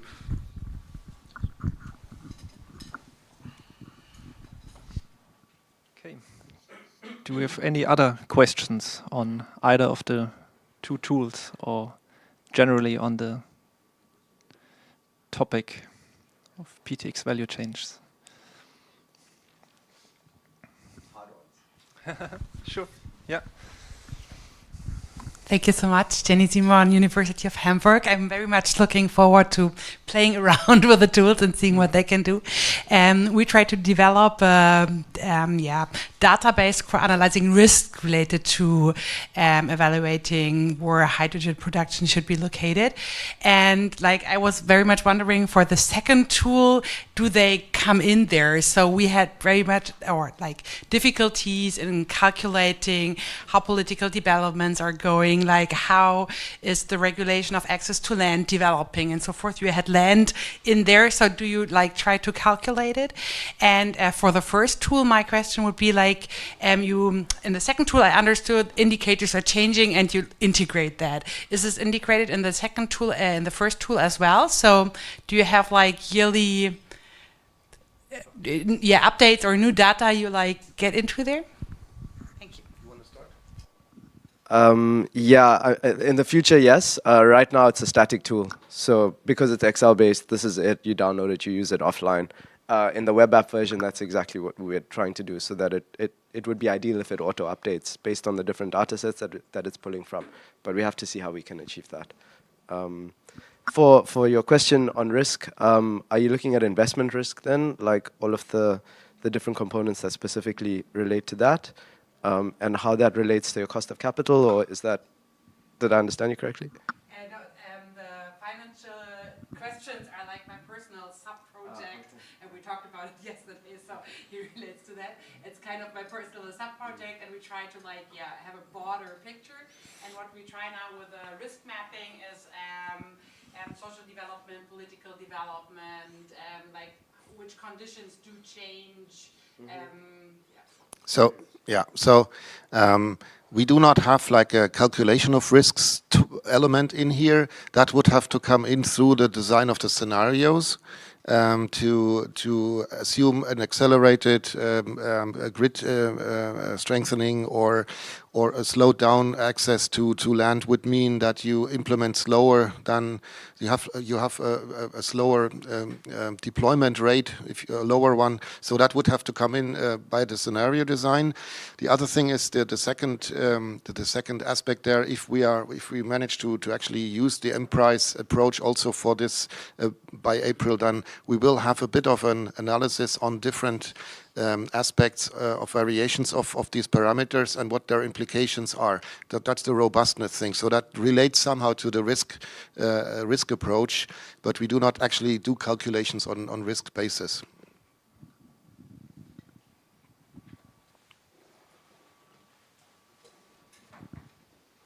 Further questions to the speakers? It's for free, so go ahead. Nothing charged. Okay, if there are none, you can make up your mind. Maybe something's popping up. I would have another question regarding the business opportunity analyzer, Safar. So I think in your example you have mentioned green ammonia as an export product to Germany. I was wondering what other products are included in the business opportunity analyzer, which PTX derivatives are in there. And does the tool also consider somehow the relocation of industrial value chains to South Africa or the Global South in general, thinking about green steel, for example? Yeah, so as I mentioned, it has basically all PTX products in there, so all molecules. It also includes DRI, so direct reduced iron. It's something that we're working on as a separate work stream at Agora, and something that we think has a lot of promise, particularly for countries that have the resources in the country already, like South Africa that has iron ore. The relocation of industrial value chains, it isn't explicitly included in the tool. The advantages that can come with that isn't explicitly included in there, but because we include the calculation, it makes it quite clear that if you're creating products within your country, for example, a direct reduced iron, there are a lot of structural advantages that come along with that in terms of export. So exporting molecules is quite expensive, and that's very clear from the output of the tool. Exporting direct reduced iron is not. It's exactly the same as exporting iron ore, which is already being done. So structurally, it doesn't exist. It cancels each other out since you're doing it already. The transport cost basically is eliminated. You create more jobs within the country. It really goes toward the just transition discussion and moving the country in the right direction. More than that, we've done recently a study on green steel, a global study on green steel, which is also available for download on our website. And interestingly, what this study shows is that if you remove the green iron production portion of that value chain from Europe, it's something like a 3% loss of jobs, which is very minimal. But if you translate that across to the production site in South Africa, or for example, specifically, I think it was an increase in something like 7% of jobs production. So you're simultaneously creating jobs, not having a big impact in the global north, but making their steel production very competitive, and in doing that more resilient and keeping jobs within the EU, for example. So it's a great example of how to create win-win situations and partnerships between two regions to bring both regions along in their energy transition. The calculations show that. Our study goes into more detail, so encourage you to have a read. Great, thanks. If there's anything popped up in the meanwhile, I can go ahead for as long as the day goes. Yeah, please. We can take this one. It's a short way. Okay, you're just closer. So I just want to hear a little bit more about the consultation process with the sectoral partners, and what more, maybe if you can say a little bit more about what kind of inputs and information you are expecting to get. And I know about the workshops and the process that you've defined, but I would be happy to just get a little bit more fleshy around, what's entailed in there. Thanks. Yeah, thank you very much. That's, I believe, a very important point to clarify. As I have presented, we will define a limited number of scenarios, because, we want to finish by April, so we cannot do like hundreds of scenarios. We have to focus on let's say, three, as an example, major scenario variations of the base case that we have identified. Now, which we choose will be depending on what the different experts from the different sectors will be telling us. Yeah, so we will not try to decide ourselves which scenarios we will be using, but we want to hear from experts in the transport sector. What are they interested to see covered in a scenario? What is the framework? What is the boundary conditions for the scenario? For example, you could define a milestone to say, okay, we want a certain share of decarbonization of the transport sector with, I don't know, a certain share of electrification, a certain share of hydrogen and derivatives as fuels. We want to see that covered by one of the scenarios, and then to learn from that, what is the pathway to achieve that? What does it require? How much and when? Where would that come from? Which regions? And also, where are the demand centers? How much electricity will we be needing there for transport? How much hydrogen will we be needing there? So people who are interested, or people who have something to add to that decision-making process, so people who have a background in the transport sector and who have a vision or a target that they want to share with us in order to identify what is relevant for that sector to be addressed in the scenario. I hope it's a bit clearer now. It is, Yeah. So I have a follow-up question. I mean, just also around the mapping up of the value chain and also, the possible derivatives, opportunities. I think already in this conference, we've already, seen a lot of mapping, around what the potentials are and what the streams are. I know one of the sessions that was on, it was around the Transnet, mobility, rail transport, road and ports. And already that maps up already sub-sectors of the transportation element. And I know you've said that there isn't enough time to, if you're going to be doing this by April, there won't be time to get in a deeper level. Would there be maybe a way of trying to consolidate those into some kind of form of, pathway that defines then, a little bit more of the baseline scenario that you already have spoken about? Yeah, thank you for that. That's a very important aspect again. Certainly there are sector-specific strategies, like, Transnet as one of the infrastructure providers for transport, they are looking into what's in them in the future, what's the demand, how does that translate into transport capacities that they have to implement somehow with their infrastructure. But that's just one piece of the puzzle. So the approach here will look into the entire demand portfolio from industry, from the power sector and from the transport sector, and we will make sure that the different sector-specific targets are reflected in the scenarios. Yeah, so there is a milestone defined. I hope Transnet will provide some input there during the workshop. What they want to achieve. Maybe there's not that much to be done by 2030, but thereafter, and so forth.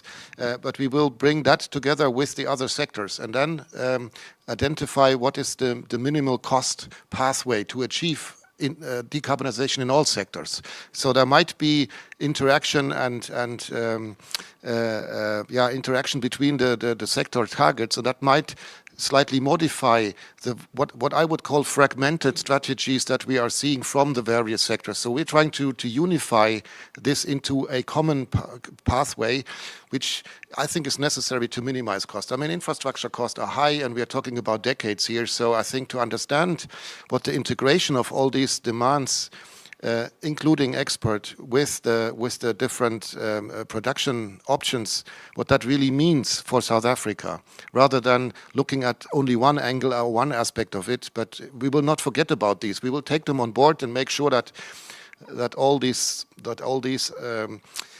plans and strategies are somewhere reflected in the overall strategy. Sorry for the long reply. Just to add also, I think it's important to understand, so once you bring together all of these different requirements from the various sectors, and for example, in a 2040 target and what they require, how does that translate to the actions that need to be taken in the short term to start moving forward in infrastructure build out in the medium term to achieve those targets? So I think it translates across very nicely to a set of policy recommendations that need to happen now for us to even start moving in that direction. So that long-term kind of vision by bringing everything together is quite important. Okay, I think we have time for one final question. If there is any, then I will take it. So, also going a little bit towards our energy planning study, how can these kind of studies in the long-term planning process actually ensure that there's a good balance between aligning domestic and export demands when we look at infrastructure requirements. So how can this kind of study or planning works enable this balancing? Could you maybe go into? Yeah, thank you.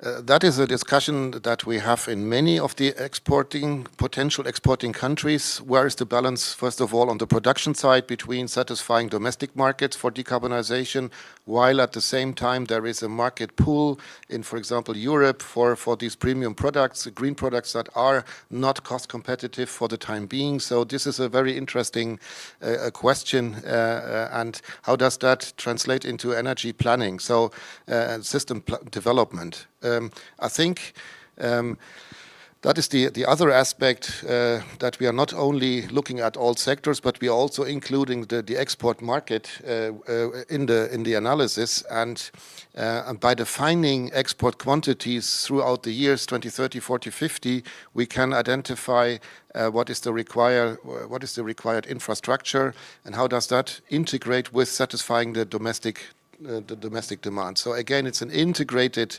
planning for satisfying domestic as well as export markets.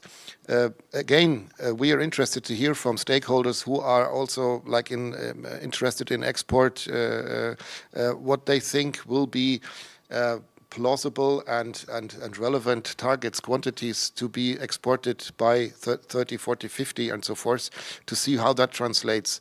And again, it's a cost minimization approach. So we are not ignoring the export when we look at the domestic developments, and we are not ignoring the domestic developments when we look at the export market. So we defragment, again, these different strategies and approaches. We have seen many projects being presented here, and we have seen at regional level that there is already collaborations between the different provinces, but this will be an exercise that will inform all these strategies to see what's the big picture for South Africa, where are the things going. And since it's an online tool that everybody can use, the provinces, the project developers will all have the opportunity to use the tool and identify under which pathway their product will fit or might not fit as well as they expected, and they can probably make some adjustments or rethink about transport infrastructure. For example, molecules versus electrons. That's a typical question that people ask themselves. What is the transport distance and the transport capacity for both of them? Thank you, Jochen. Yeah.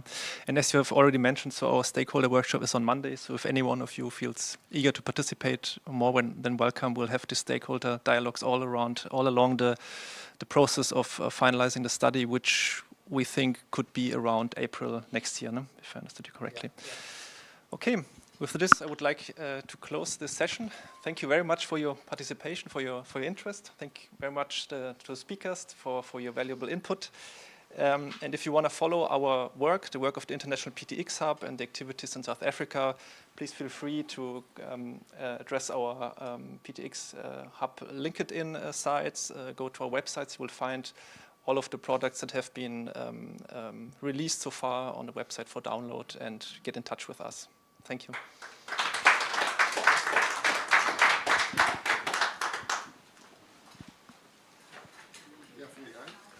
Danke auch.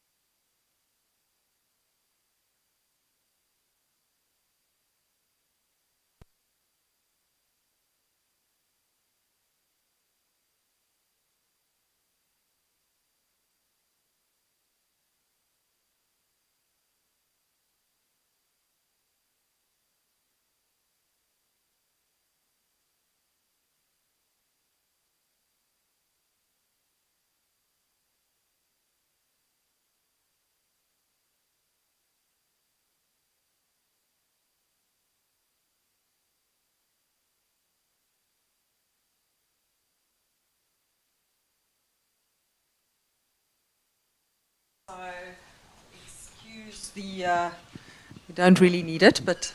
So welcome formally to this Knowledge Bits and Tools session, of which we would like to focus on finance.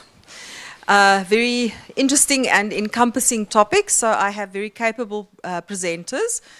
Just how the session will work. We have 2 presentations. The second presentation will be shared by 2 speakers. I will introduce them now. And we will have the presentations for around 15 minutes, and then we will take questions on that specific presentation right after, and then I hope that we have time at the end to do a combined discussion. So I would first like to welcome Ms. Belinda Petrie from One World, CEO and founder of One World Boutique, may I call you, very niche research consulting company, specializing in finance, renewable energy and water projects, and currently leading a wide range of projects dealing with just energy transition and green hydrogen and renewable energy. So Belinda, welcome, and take us through your presentation. Thank you. Good afternoon, everybody. I suppose I have to use the mic as well. It's on. Oh, so I'll just do nothing. Okay, thank you.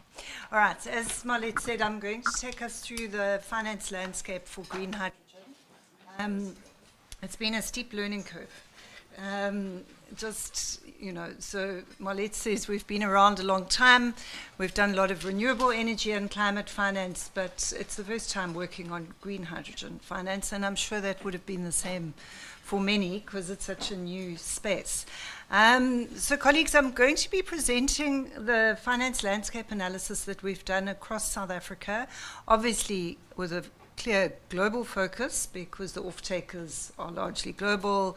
A lot of the development finance is coming from offshore, etc., and it's international targets that are driving a lot of the story at the moment. But we've very much had a look at what's going on in South Africa, what's possible, what's not, and what's around.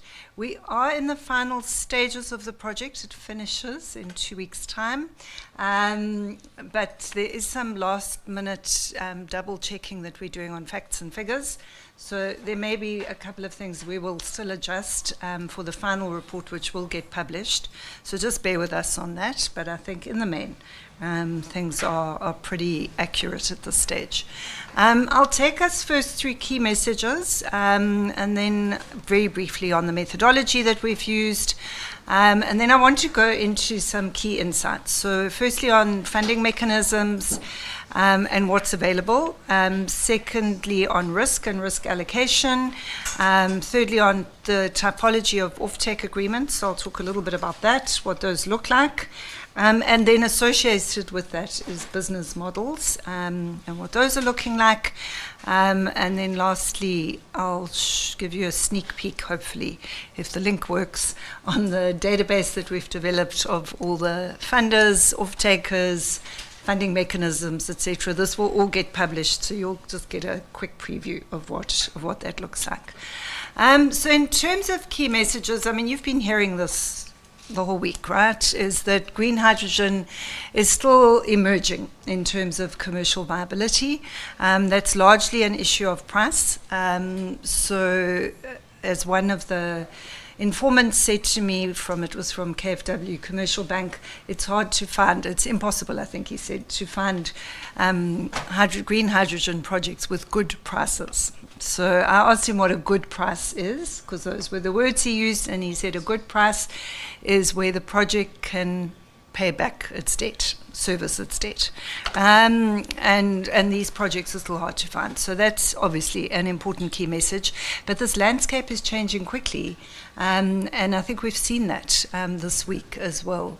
So it's fast changing, it's highly uncertain, good prices are hard to come by, there's tremendous potential, which is what everyone is so excited about, to catalyze the economy in this country. That said, as I was coming into this session, I was talking to a colleague of mine at One World who said, but still arguing with me about green energy. How green hydrogen? How can we justify it when we haven't got enough electricity and to deal with the crisis? And of course, there are answers to those things, and it's not as black and white as that. And I think that's one of the main things that I've seen in the green hydrogen space. And with it is this point of, because this is also one of his arguments, is that it's still a fairly low priority. In South African government terms. So yes, we've got the JET IP, the Just Energy Transition Investment Plan. Yes, it includes green hydrogen, but although the Integrated Resource Plan hasn't been published yet and is about to be, we are pretty certain that we're not going to see green hydrogen in the IRP. So that the policy environment is not there yet. And with that, there's also coherence issues around policy is a key message. And this is both between national and international, as well as within the local environment. And this is also a story that's been around for some time in South Africa. So, for example, quite a big disconnect between industrial policy and the Integrated Resource Plan, energy planning, etc. I'm going to have to put my glasses on. The Renewable Energy Independent Power Producer Program has, and this has been for me anyway, an important message. It has meant that the commercial banks have capacitated themselves. They've learned an enormous amount around energy, alternate energy finance, an enormous amount. And yes, although around 50 to 60% of a project, green hydrogen project, is the renewable energy cost, that renewable energy component, finance-wise, is still feeding into a more complex picture than the commercial banks are used to. So they're also, although they've had this enormous experience from REAP, they're still also feeling their way. So they're not fully engaged, but they're there, definitely there. And if you're in the room, then maybe you are there. But certainly, the commercial banks have yet to invest in green hydrogen projects. So that hasn't happened yet. And it's a little bit of a way off. And it is because of risk, which I'll talk about a bit later, and the uncertainty. The uncertainty is around price. So a good price is also, apart from servicing the debt, is also a price that is solid, reliable, and not going to concern potential long-term off-takers in that they don't want to sign long-term agreements with the price uncertainty at the moment. But I'll come back to that with some of the mechanisms. I apologize for the on-off with my glasses. It's just a state of life. What we also saw with the analysis is that concessional finance is available, but it's not easily accessible. I'll come back to that. There is limited offtake. There is offtake, but it is limited. And most of the finance at the moment is coming from equity. And often it's project developers' own equity that's going into it. And then strategic equity partners are at the moment absolutely critical for bankable projects. And that's often because of credibility and because there is sometimes no other way of getting money into the project. So to balance those key messages, I think it's important to upfront just say a little bit about what are the characteristics of successful projects.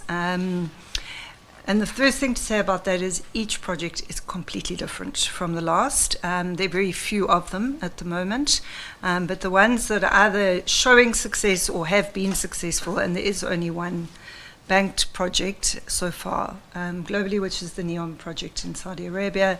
But we do have one or two in South Africa that we think, anyway, from our analysis, are hot, is or are hot on the heels, depending on how many. But the characteristics of those kinds of projects are firstly that they can navigate hurdles, and there are a number of hurdles. This is new space, and there are hurdles that come, from all sides. But also able to track market developments. So, for example, what's going on in the US with the Inflation Reduction Act and the energy incentives that combines, which could unlock certain things. Some of the project developers have been able to track which countries are putting in contract for difference type mechanisms. I'll come back to what that is just now. And then they've been there, ready to take up the opportunities that are then presented in those countries. So that nimbleness and being absolutely up to date with what's going on has been a critical success factor. Another one that I thought was really interesting, but I suppose we will have seen this through this conference, is site selection. One of the projects that we do think is getting close to bankability, or will get to bankability, which is Hive Energy. I mean, I might as well say that now. It'll come up a bit later in the presentation. They were so careful about where they decided to put the project. And they looked at all kinds of issues, obviously the obvious ones, like is there going to be access to infrastructure, like storage, will they be able to, they needed a port, all of that, but also things like what would the workforce look like. And so, for example, there was one site they chose not to go to because they were really concerned about the high level of alcoholism in that particular area.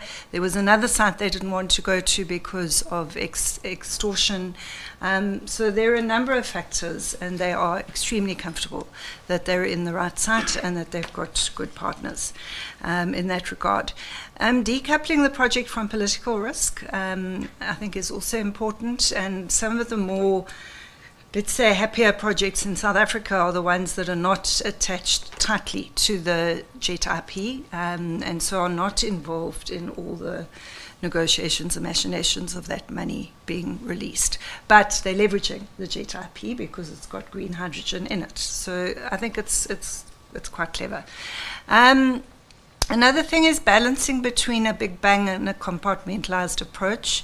This one for me is interesting. I mean, if you took renewable energy, for example, that 50 to 60% component, and said, okay, let's ring fence that, and we can then go to a commercial bank for that because they're used to financing renewable energy.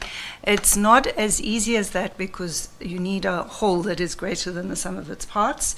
But there's also a risk of going with a big bang, and then you've got this massive investment and no real certainty around it coming through.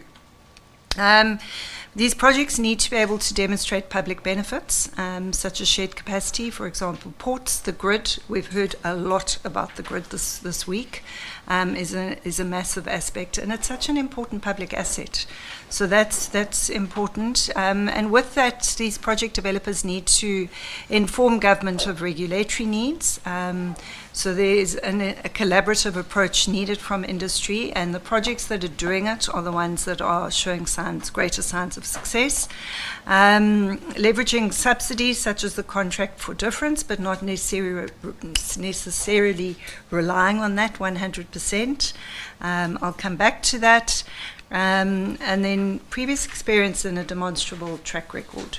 And a number of the financiers that we've spoken to about some of the projects that are showing more success, they've all said it. These guys have got a track record. They've done this before. They know what they are doing. So those are among the key success factors. So colleagues, just briefly on methodology, we interviewed 62 stakeholders between March this year and October. The breakdown is on the screen, just in terms of the number of financiers, enablers, project developers. You can see was a big chunk, off-takers, but the biggest chunk being the financiers. And the financiers is then broken down further because we've interviewed most of the commercial banks, development finance institutions locally and internationally, and then regional banks like African Development Bank, etc., is in there. So, and then the case study projects we've done, we interviewed most of the projects that are on the go in South Africa, but 3 sort of deeper dive case studies were Hive, Priska, and the Rainbow Project, and then international case studies. We did a couple there, so NEOM, we struggled to get to talk to them, but we spoke to them eventually.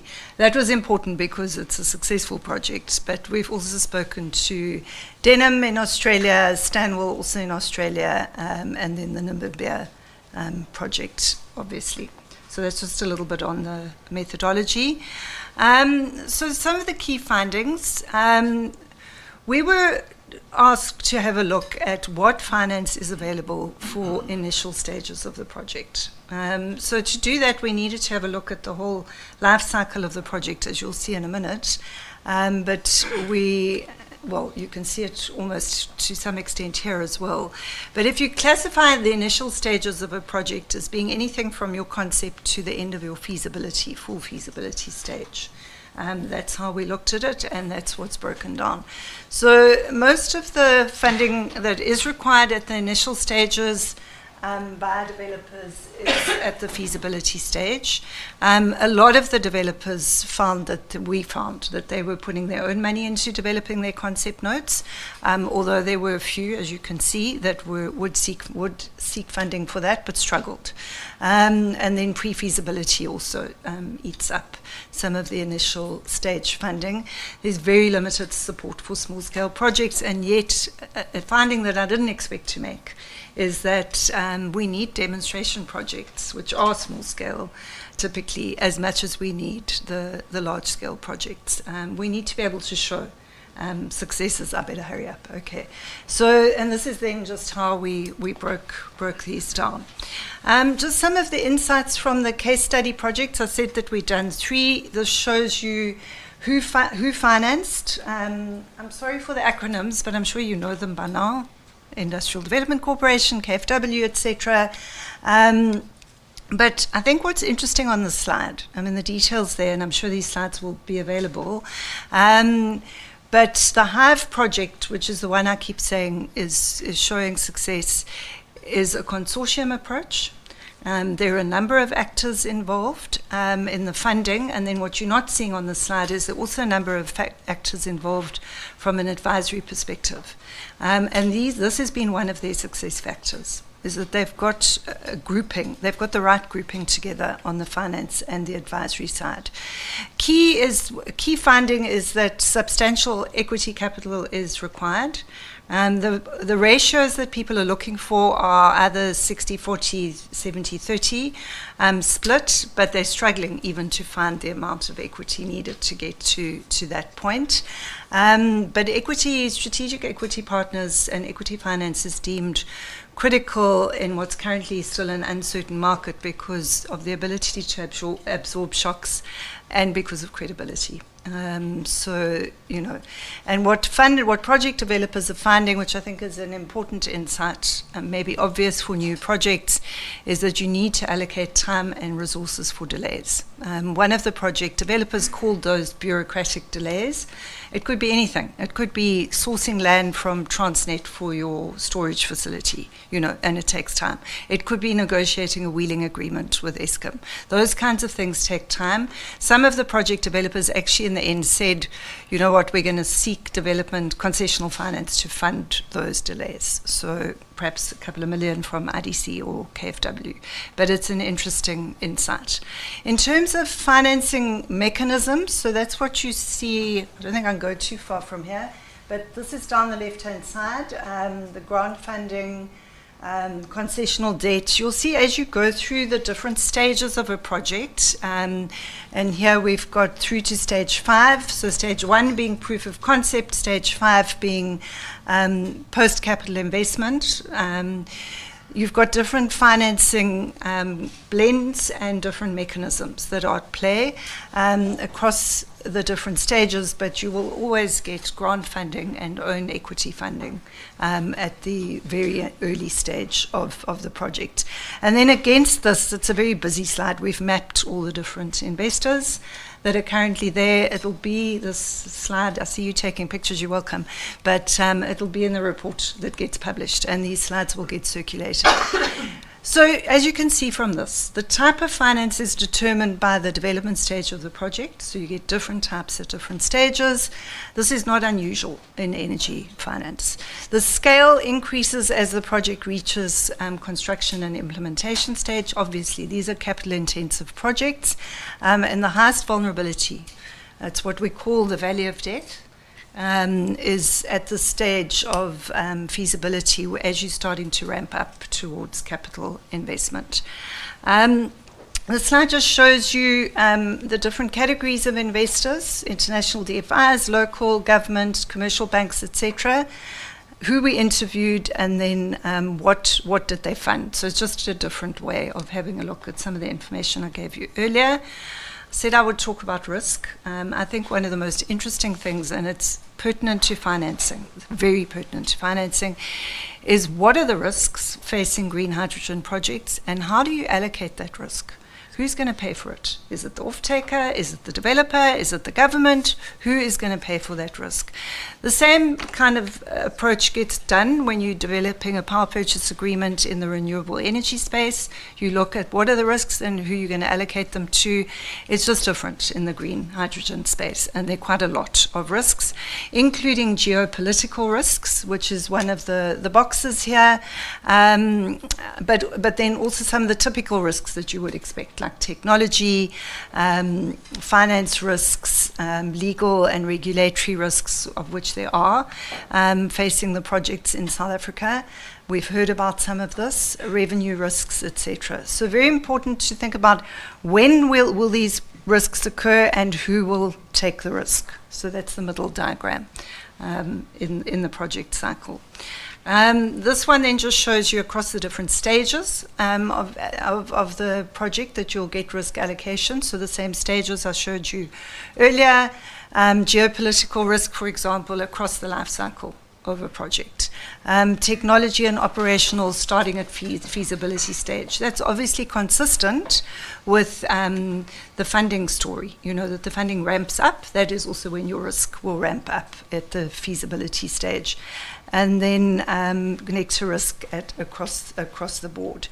And an interesting finding was that Export Credit Agency, so ECA Insurance, could de-risk projects, could be used to de-risk projects. So this is a space to watch, but not available yet in South Africa. Forthcoming attraction. Then in terms of offtake agreements, there are a couple of different types. They're listed on the right. So, and they are associated with risk allocation. Right, so you get take or pay, where the off-taker carries the risk. Take or pay means off-taker signs long-term agreement, pays for the green hydrogen no matter what. Take and pay is where the project developer takes the risk. And then there's something that hasn't quite materialized yet, but coming is a throughput or tolling agreement, which is like a hedging agreement that guarantees a minimum amount of income. It's a model that's still being worked on. And then obviously the green hydrogen price, which is the big unknown at the moment, is at the center of these agreements. Again, to go back to what makes a project successful, the ones that have shown some success, either because they've been banked or they're going to be, have tried to take a mix of different types of agreements, right? So they've gone for long-term, but also want to have a portion of their hydrogen that they're selling into the market more on a trading type basis. And then with the offtake comes different business models. There are two typical types, a merchant model and a captive model. And I've given you examples. So a merchant model would be like Hive Energy, which is green ammonia. Everything's just about green ammonia. NEOM, which is green ammonia, they've gone for a model where they can sell into the market, develop the green ammonia, and then sell it into the market and sell it to different buyers. So Hive Energy is trying to sell to Japan and Korea and Europe, for example. And then you've got the captive models, which is like the Anglo-American project, where they're developing green hydrogen for mine haul trucks. And so they'll be using, they're a developer and an off-taker, really. And that's what we mean by a captive model. And this, you'll be pleased to know, Marlette, is my last slide. I'm going to try and show you the link. I said that we have developed a database with all this information, which I've had to raw through at a rapid rate for this presentation.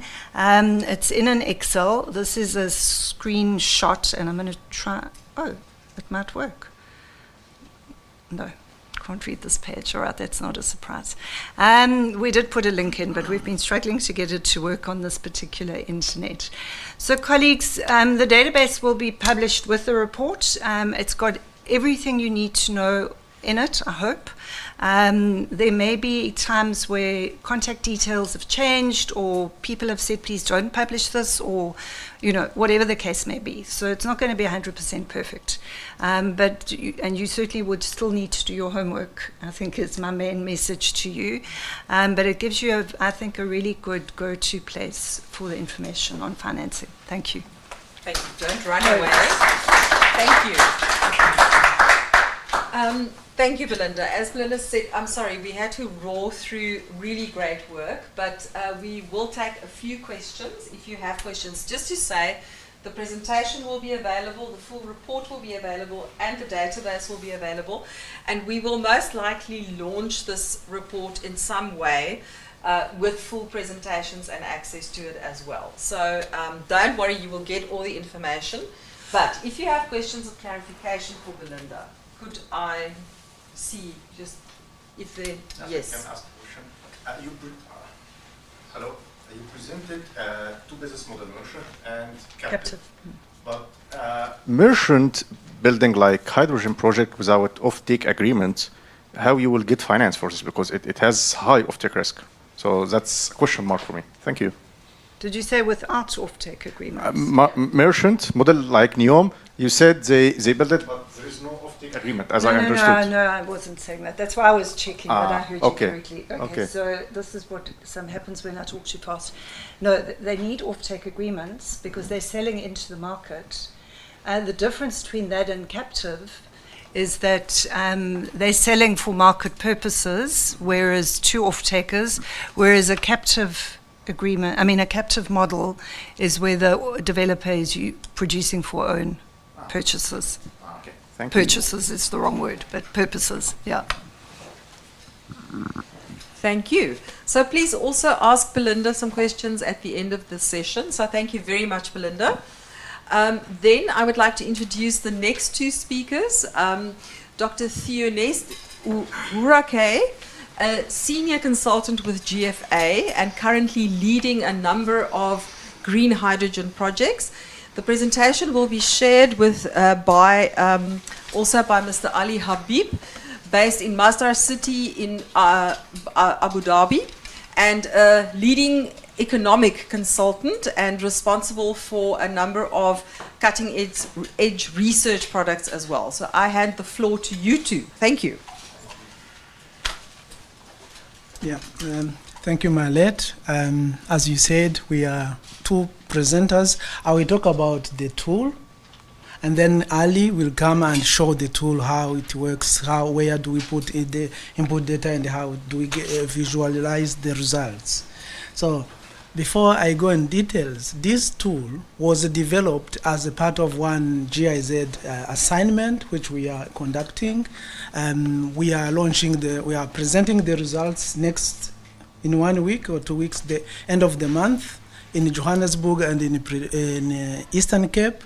So this project was to look at the renewable hydrogen market potential and value chain in South Africa, which has three work package. One was on PTX market in South Africa. The second one was analyzing the value chain. And the third one was looking at the job potential. So all these results which we found, recommendations will be presented by the end of the month. As I said, the first workshop will be in Johannesburg on the 31st. So as part of work package 1, there was the first was looking at the PTX competitiveness analysis to compare green and gray. And the second one was to develop a tool. The tool helped us to see how, if the efficiency increases in the future, if the cost reduces, if there is a carbon tax, what's to happen to the competitiveness between green hydrogen and alternatives. And based on that, we also developed or assessed the market potential, which I said we are presenting at the end of the month, and we look at what is the business potential for ammonia, for SAF, for methanol, and others. So on the tool, as I said, it's just comparing green and gray and looking at today and in the future. So we are looking at coal-based products, so green hydrogen produced from coal, ammonia produced from coal, methanol produced from coal, compared to green hydrogen products. So here the tool is looking at, we call it black, but it's just from coal gasification, gray hydrogen from natural gas, and green hydrogen. The tool doesn't include the blue hydrogen, but in the analysis we did in our report, we showed how the reasons blue hydrogen is probably not the best case for South Africa because of storage problems. So we looked at 4 products, hydrogen, we looked at ammonia, we looked at methanol, and we looked also at sustainable aviation fuels. And as I said, we compared. And the key was that, okay, later it was to estimate the production cost today and in the future, 2030, 2040, and 2050. And we had like 4 key elements which are driving the cost reduction for green, and also which is increasing the costs of gray and black hydrogen, which is CO2 tax. If the government is putting the tax, there are discussions that today we know that the tax is about $7, and there are plans to increase to 120 in 2050. So what happens if this happens? What will be the competitiveness analysis or the competitivity of the products? So that's what we looked at, and based on some input data, so some assumptions. First of all, the tool will be available for as also the report she presented to us. So we looked at the 3 products. Just green hydrogen is the key for the other PTX or the derivatives, and then we started with calculating the green hydrogen, blue hydrogen, and black hydrogen. And then, as I said here, the key,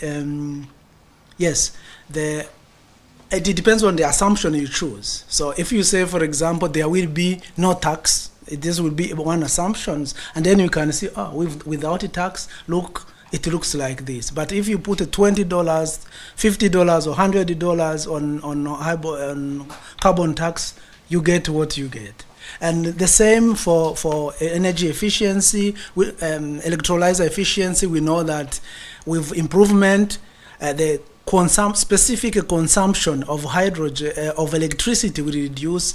Today we are talking about 50 something, and we think based on all the technological improvement, we will reach 42 kilowatt hours per kilogram, and then all this will drive, as I said, the cost reduction in electrolyzer capex, electricity price, and carbon tax.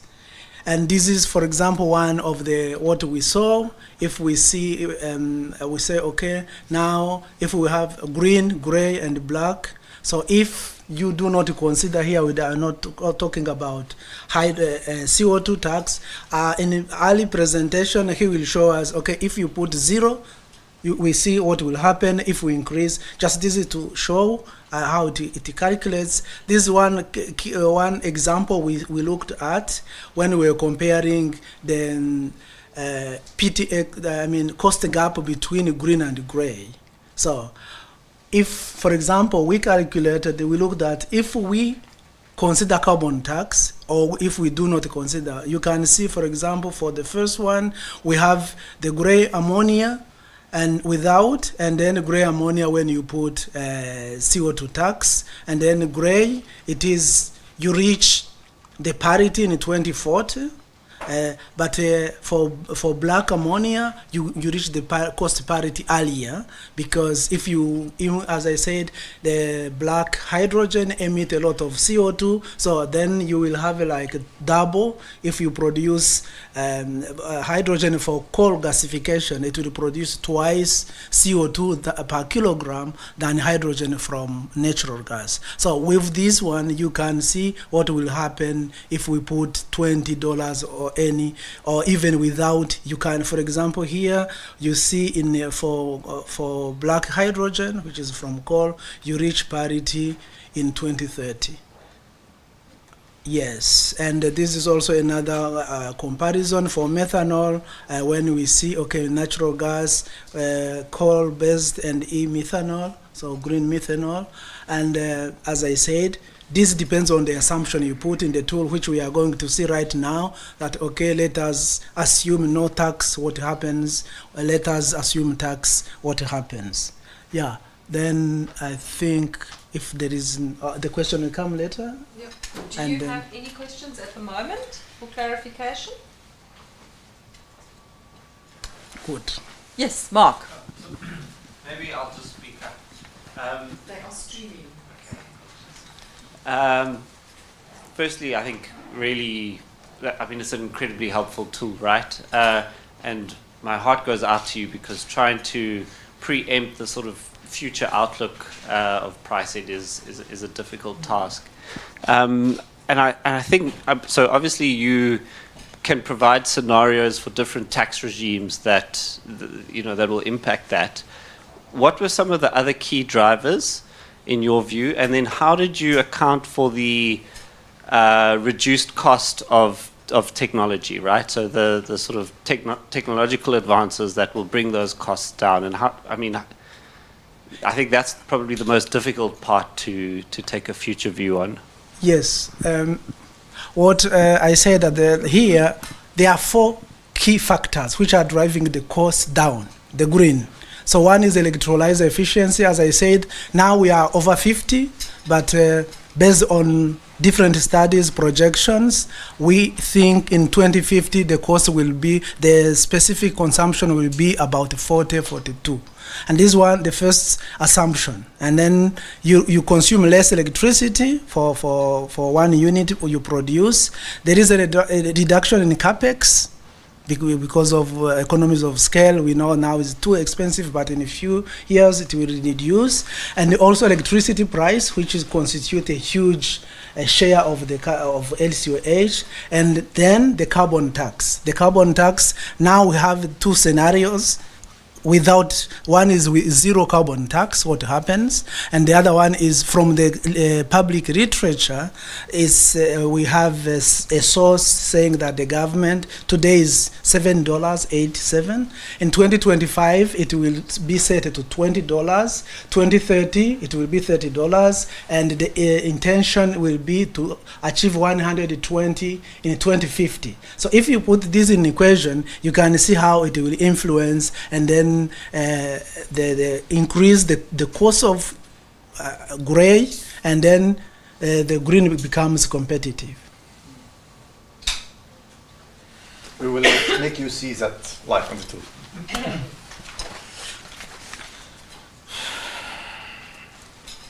Okay, tool is here. So first I want to say a few things about the tool. This tool is high-level tool. So because it's high level, it has some limitation. For example, it didn't account for electrolyzer degradation because you need more in-depth tool. And currently we are modeling 5 products. We are modeling hydrogen, we are modeling ammonia, fertilizer, steel, and SAF, sustainable aviation fuel. So that's why it's high level. Second, but it's flexible. So you can put your parameter. For example, as you said, how we accounted price and capex for electrolyzer according to IRENA. IRENA estimated the cost in steps still, so we take this. And as you can see here, for example, everything we put, you can find the reference. So we have the reference only. We are totally clear about this. Yes, so here we have 10 tabs. So here is the dashboard where you can put your assumption, and here you can get the results just in front of it. Here, for example, that's the calculation tab. So you can see the calculation with your own eyes. You can review. And yeah, that's the calculation. It's the same here in ammonia. Because we are calculating cost gap, it was difficult to get the actual cost. So we model even gray hydrogen, black hydrogen, and green. So we can compare it. And you can change all parameters in all products. That's ammonia calculation. Also, we have steel. We have steel. We have 3 routes for steel. We have either you can use blast furnace or direct reduction iron, electric arc furnace. Then you can substitute natural gas with hydrogen. We also did model for that. And all assumptions are here, and you can find the reference. That steel calculation, then we have methanol. And you can find here, for example, yeah, it appeared. Yeah, okay. And by the way, all results, to check our model, all results are compared against other studies. And we are totally, for every product, we are totally in range. And we have SEF. And all you can do is, for example, you can put, you change, for example, that's CapEx 3%, let's say 8%, and you press enter, you can see all the changes in front of you. And yeah, it's open, you can do whatever. But yeah, please, when you will open this tool, you can find default value. So if you just remember the default value, because if you change a lot of value, you might have, and you forget the original value, you might get like strange numbers, and you will say that's a bad tool. No, please remember default value. And yeah, that's it. And if anyone, yeah, please, a question? Yes, please. Just a quick clarity question. I see steel on your model, which I didn't see on the presentation from the doc. I saw 4 products, but not steel. This one has steel in it. Is it the same analysis for steel as the other 4, or is there something? Is there a reason why it wasn't in the first? No. It's maybe we just put some examples. Okay. Yeah, but it's yeah. So there are 4 products, 5 applications. So that's what we did in the study, which I showed at the beginning. We are looking at 5 applications. The 5 application is ammonia export, ammonia for fertilizer. We are looking at bunker fuel, which is methanol. We are looking sustainable. But when you look at the products, hydrogen it's a product which is used in green steel as the application is green steel. That's why I didn't put there. Thank you. Thank you. Any other? So you are making this tool freely available to the public? Okay. Any other questions of clarification? Yes, Mark. I love Excel because I'm a consultant. But is there a more, I guess, easily accessible version? So to put it in like a Power BI or something like that? I work on Power BI also, but we agreed to be Excel, so it can. Power BI is not. It's not widely used, and not all people can work with it. Yes. Also, the license.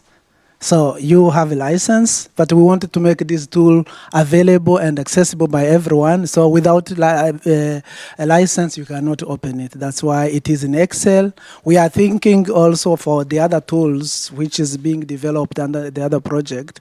We are looking at, we have a very good one also in LCOE, LCOH, and ammonia. And we wanted to put it in, it's in Excel, but we want to put it in Python. But this is a discussion how the end users, how do they, if they are comfortable, maybe we have version 1 Excel, 1 Python. Thanks.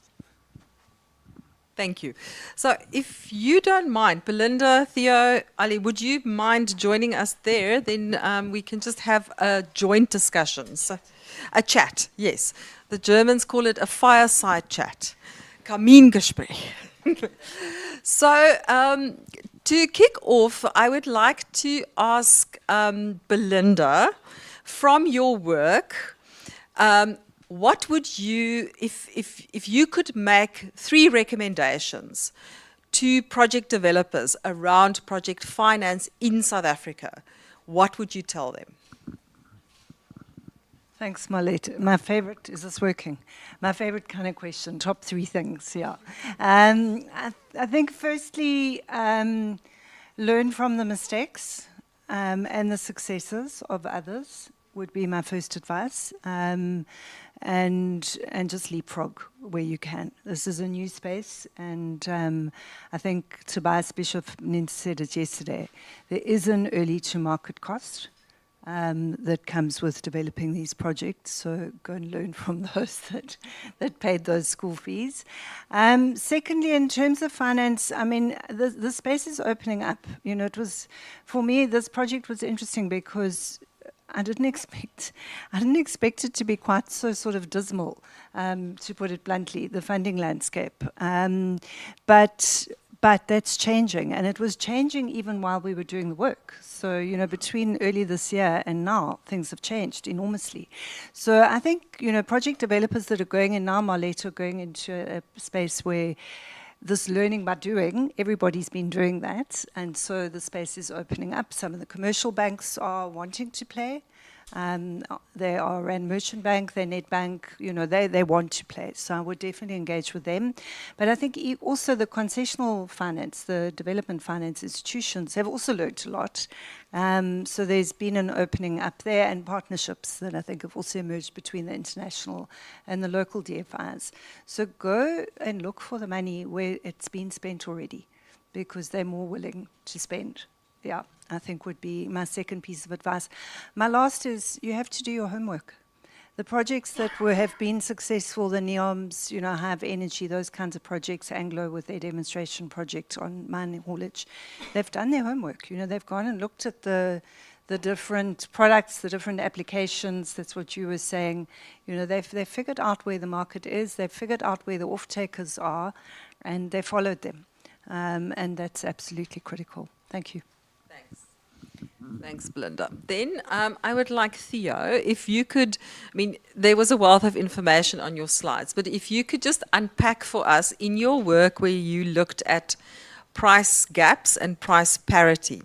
If you have to advise the South African project developers, in which direction should they go? Is it aviation fuel? Is it green fertilizer? Is it bunker fuel? And why? What would you recommend? Thanks. Yeah, thank you. I have two recommendations. One is the first application will be, for me, will be the bunker fuels. Why? Because the regulation, which will come in 5 years, so the IMO says, okay, all the partner countries, they have to meet these requirements, like the bunker fuel percentage. And we know that all the ships coming to South Africa, we have to provide this amount of, they have to refuel here, and there should be the amount specified in the regulation of IMO. So this is a market which is there, and we do not care about the cost because it's a regulation. They have to use this product. So this is one I would say, okay, I will look into bunker fuel. Second will be the fertilizer. From our analysis, even without the support, without the CO2 tax, we see that fertilizer, green fertilizer, is competing. It is becoming cost competitive with the grey fertilizer. And one of the key was that the transport costs of fertilizer imported from Saudi Arabia or from Russia to South Africa, it's high. If you put in the equation and then you add it on the production, you see that green fertilizer will be competitive. So that is something we can also people can look into. And there is a market in South Africa and also in the neighboring countries in SADC. So this will be a market. And also there is a commitment of which was from ministers of agriculture in Africa to increase today, it was like 12 kilogram per hectare of fertilizer. They are increasing to 50. So this is an agreement. If this happens, because Africa is one of the countries with less fertilizer, that's why we do not produce a lot. But if this increases, and also our fertilizer, as I said, is competitive, then this is another market we can look into for now. Thank you. Thank you. Ali, you presented the tool, but what would you say? What is potentially the biggest impact of this tool? Why is it so amazing to have the tool accessible and to be able to use it? Okay, that's a tough question. can I take the question? Okay, I will answer this. This tool, I believe, it has big impact. First, you can change the inputs, and currently, hydrogen and hydrogen products, capex are expected to go down. A lot of things are happening, so you need dynamic tools. So when you put your input, you will get directly output. So it can help a lot. For example, policymaker, it can like navigate them and show them what selected application. By the way, application was selected based on stakeholder. We had a meeting of them and they recommended this. So it can direct policymaker which products we should, for example, encourage first, which products has highest potential. And yeah, also one of the things I love about this tool, you can also expect the future. So the future cost. So as Theo said, what green products reach parity, cost parity with gray or black, and especially here in South Africa, they use a lot of coal, which is black products, black hydrogen, black ammonia, and so on. Also, it takes an account carbon cost, carbon tax. So in our study, we estimated carbon tax, and this has a privilege. So cost parity, for example, if you don't have carbon tax, it will be reached like 2045, with carbon tax 2040 or 2035. So you can see the effect of carbon tax, and you can, whatever tool you want to implement to make hydrogen, to encourage hydrogen, and yeah, that's it. Thank you. Thank you. Any questions from the floor? Yes. Thank you. Marleta, I actually have a question for GIZ. Yesterday I attended a presentation from CSIR about the GIS modeling and the model that was presented first as well. How could that be integrated into one system and given to this? Because we've seen several models on LCOE, LCOH, LCOX, etc. But how can that be integrated into one dynamic model that could be useful for South Africa? Thank you. Henrik, do you want to? It's a tough one. No, in fact, in another project intervention that we are conducting currently under this H2SA family of projects, the one that Luanita presented yesterday is actually connected with the other tool that Theo referred to earlier, this LCOE, LCOH tool. So the work itself goes in parallel and sort of builds up upon each other, but integrating it within a map is super difficult because you would look at different parameters and different layers of parameters. So therefore, I don't think it is really feasible to be done, but what we are aiming at is at least to, at one point, make all of the documents and tools accessible via one single website, which I understand is still under discussion in a way, so that at least you can have a one-stop shop where you can find all of these things. And by the way, we are also conducting other studies, like a pre-feasibility study on an idealized ammonia project, which we have actually based on the assessment of the siting, which Luanita showed, and also on our model for the LCOE, LCOH, and LCOA, ultimately. So in a way, all of these things are intertwined, and ultimately it will be just a question where you can access them. Yeah. So that's what I would have said and added, is just that our aim is to make them all publicly available. And as easily accessible as possible. So GIZ doesn't have a website where we can place things, so we are in discussion with various entities, but it could be that they are hosted on 3 different websites, but at least you should be able to access all of them. Yeah. Great. Any further questions? Yes. So, Theo, I'm going to tickle to find leg to you on this one. This will be very soon. This one is very soon. Yes. On the 31st of October, we will represent the results from the analysis of the value chain study, which, as I said, market potential, and the value chain and jobs. And then we will discuss with stakeholders who attend, what if there is any comments or input to just improve the model or the reports or the analysis. And then after that, So that will be the 31st, and then on the 2nd also we'll have another the same in Eastern Cape. And once these are done, we incorporated the inputs, and then we will launch an online presentation of all these products where we can achieve many people. They can because these workshops are limited in number, 70, 80 or less. But the online, we wanted to make it open to everybody interested, and after that, GIZ will take over and publish the outputs.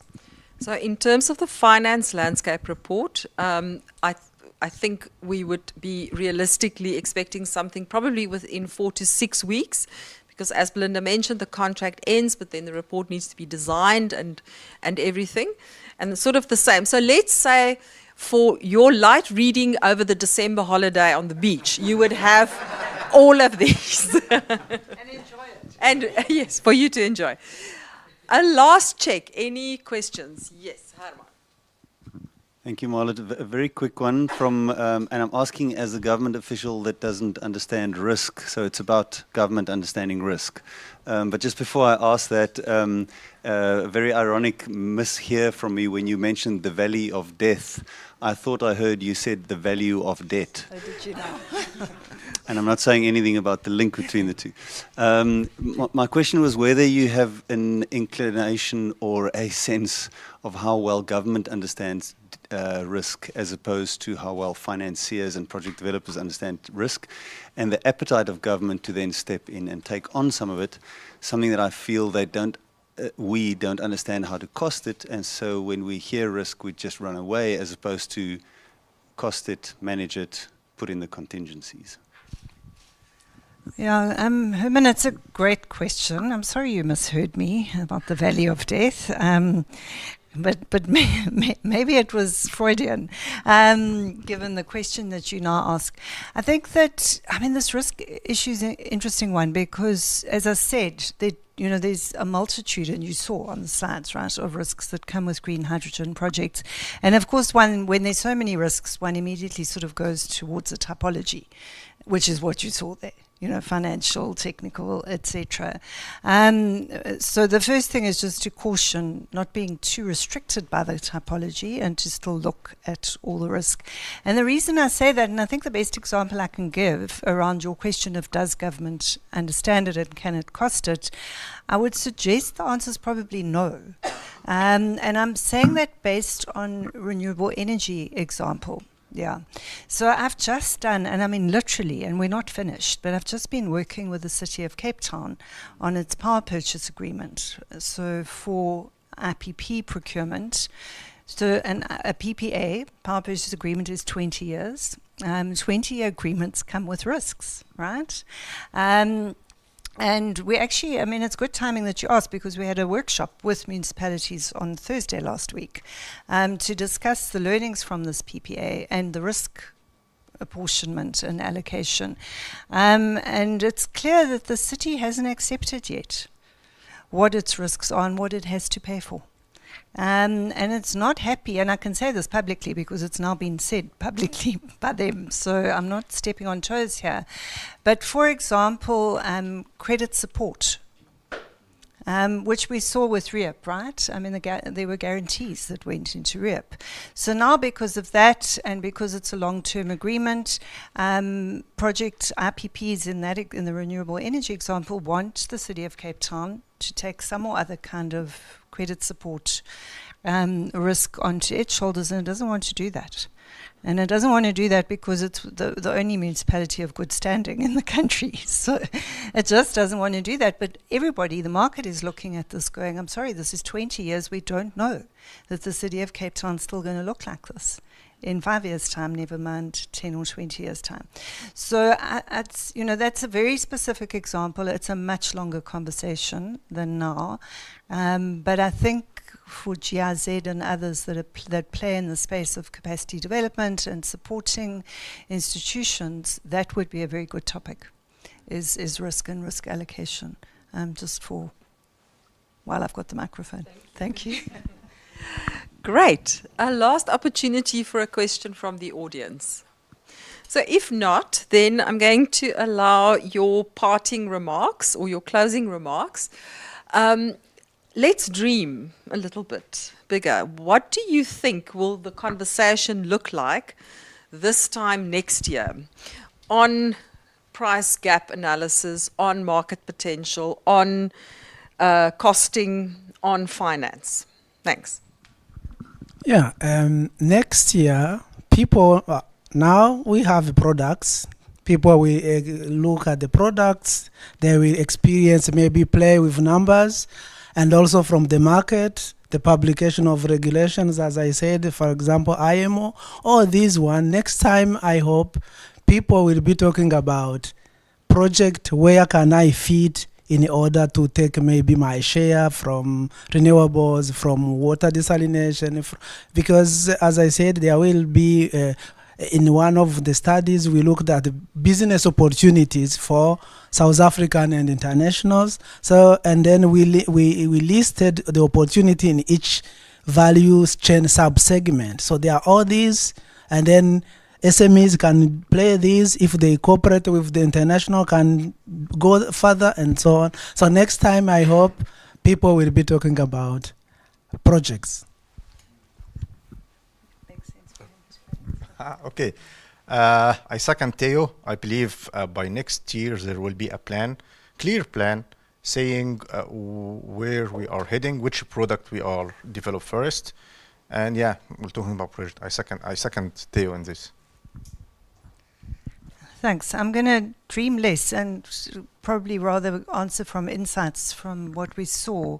I think that in a year's time, we'll certainly have advancement in the project landscape. I don't know necessarily in terms of a greater number of projects, but certainly the projects that are there and that are doing well. I think we'll have some good progress and lessons to learn.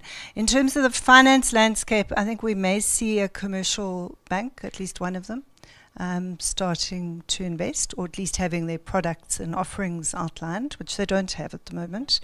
And I certainly think that we'll have a greater level of certainty and insight as to the offerings of the development finance institutions, so the concessional finance, which was grey when we started. It was there, but grey when we started. It's a little bit clearer now, but they have still been working out their terms and conditions, and with that, more local development finance institutions playing.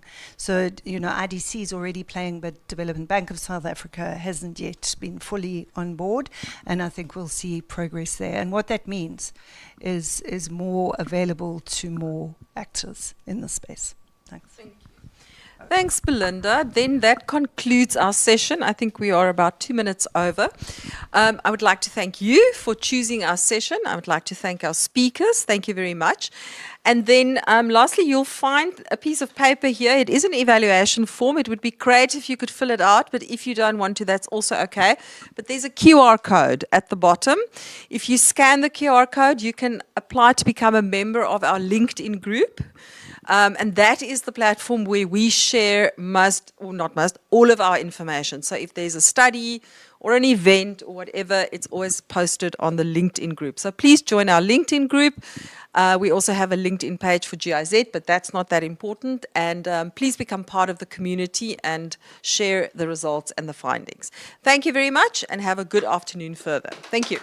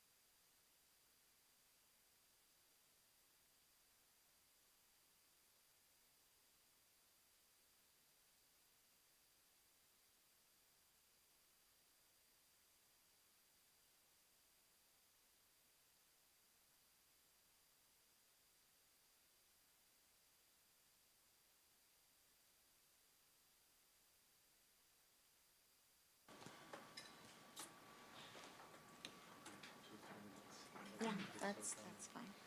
Do you want to sit here first and then when I speak, watching you come? Yeah, it's fine with me. Yeah. So I will introduce you to Hans from Harlem Campus. So what I'll do is I will explain what just a brief overview of the market overviews do, and then I'll say that you will hear to do this project and that. We'll just introduce the examination overview.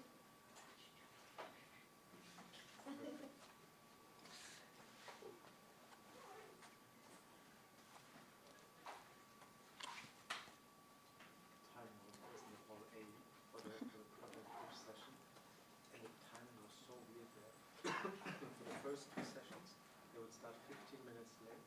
Nobody was there. Like, I mean, the audience was there, but you'd just start 15 minutes late and end 15 minutes late. And then for the last one, they started 15 minutes. Even though there were still a lot of questions. Very bizarre moderator.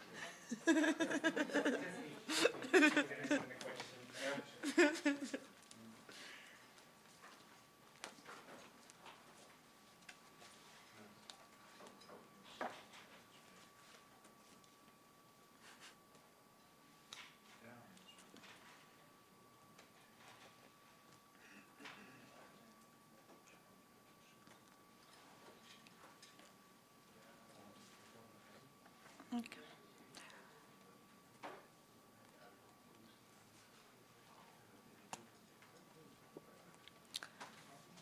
I'm assuming it doesn't make sense to start giving out because there's a lot of people and few copies. You can just say, they're here if you want to have a hard copy, feel free to take it. If not, Well, they didn't wait.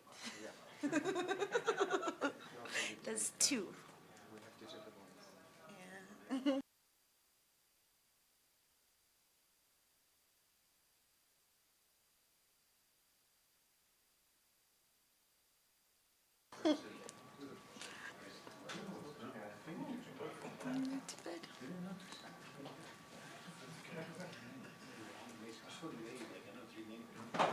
I think we can start.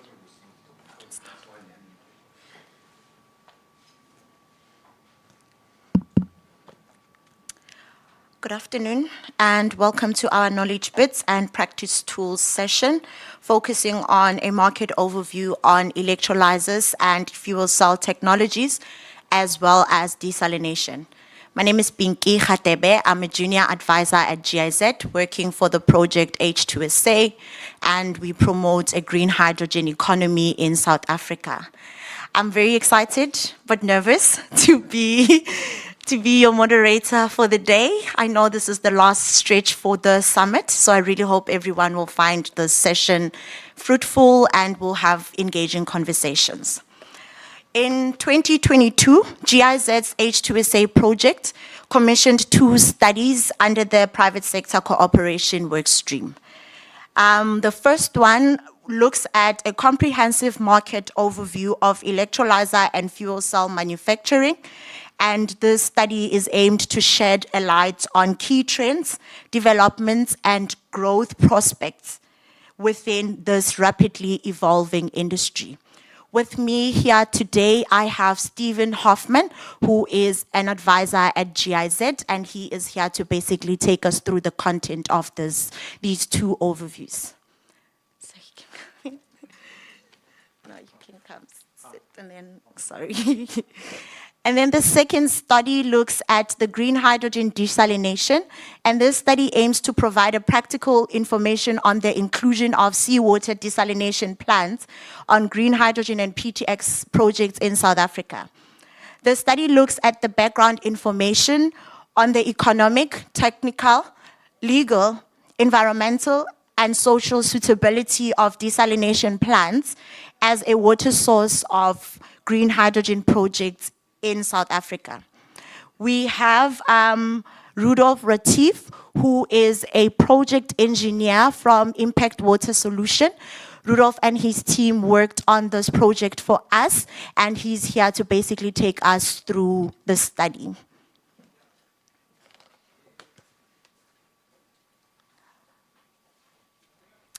So before we start with our speakers, I would like to basically give us how we're going to run the program.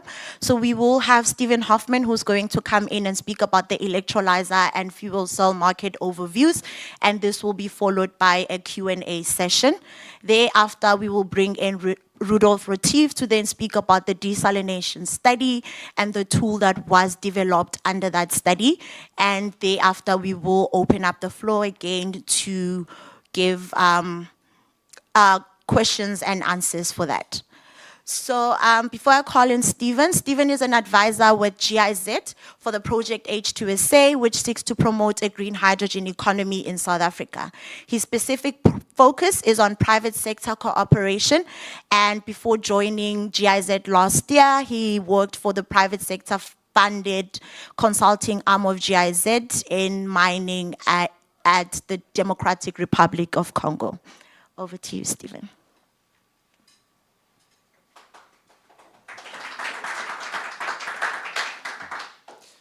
Yeah, thanks, Pinky.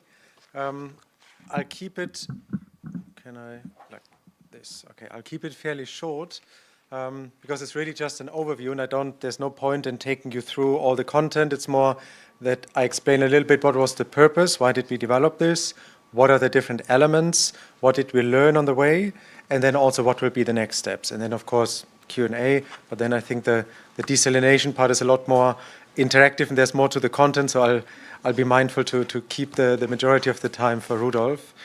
Now, for the first part, for the purpose, why did we work on this overview? It's basically, it came triggered from companies. When I arrived here last year, my first reaction was, let me speak to a number of companies that want to start hydrogen projects or that work already in the sector and see what kind of pain points they have. And then from those discussions, a number of points emerged, and one of them was electrolyzer and fuel cell, but especially actually electrolyzer selection. That is a project. At some point, you have to engage and find the right manufacturer for your specific project.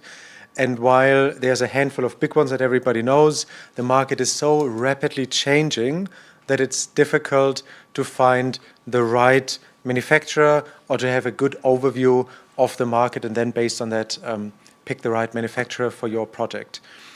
And then the second part for the why we developed it was also to get a better overview of what are the kind of the sales models that different companies employ. For example, some companies sell entire systems, so integrated in a container, your desalination, the stack, the water, everything, whereas others sell individual components, for example, only the stack. And then you can do the balance of plant yourself and include that in your own system. And depending on what you need, that might already be a big factor. Another big point, especially being based in South Africa for projects, is after-sales services. I compared to Congo, where in the previous project, all the mining companies had Toyota Hilux, possibly because it's a good car, but mainly because they had by far the best after-service. So you know when you need maintenance, when you need spares, they will always have them. And you have very minimum times where you cannot use your vehicle fleet.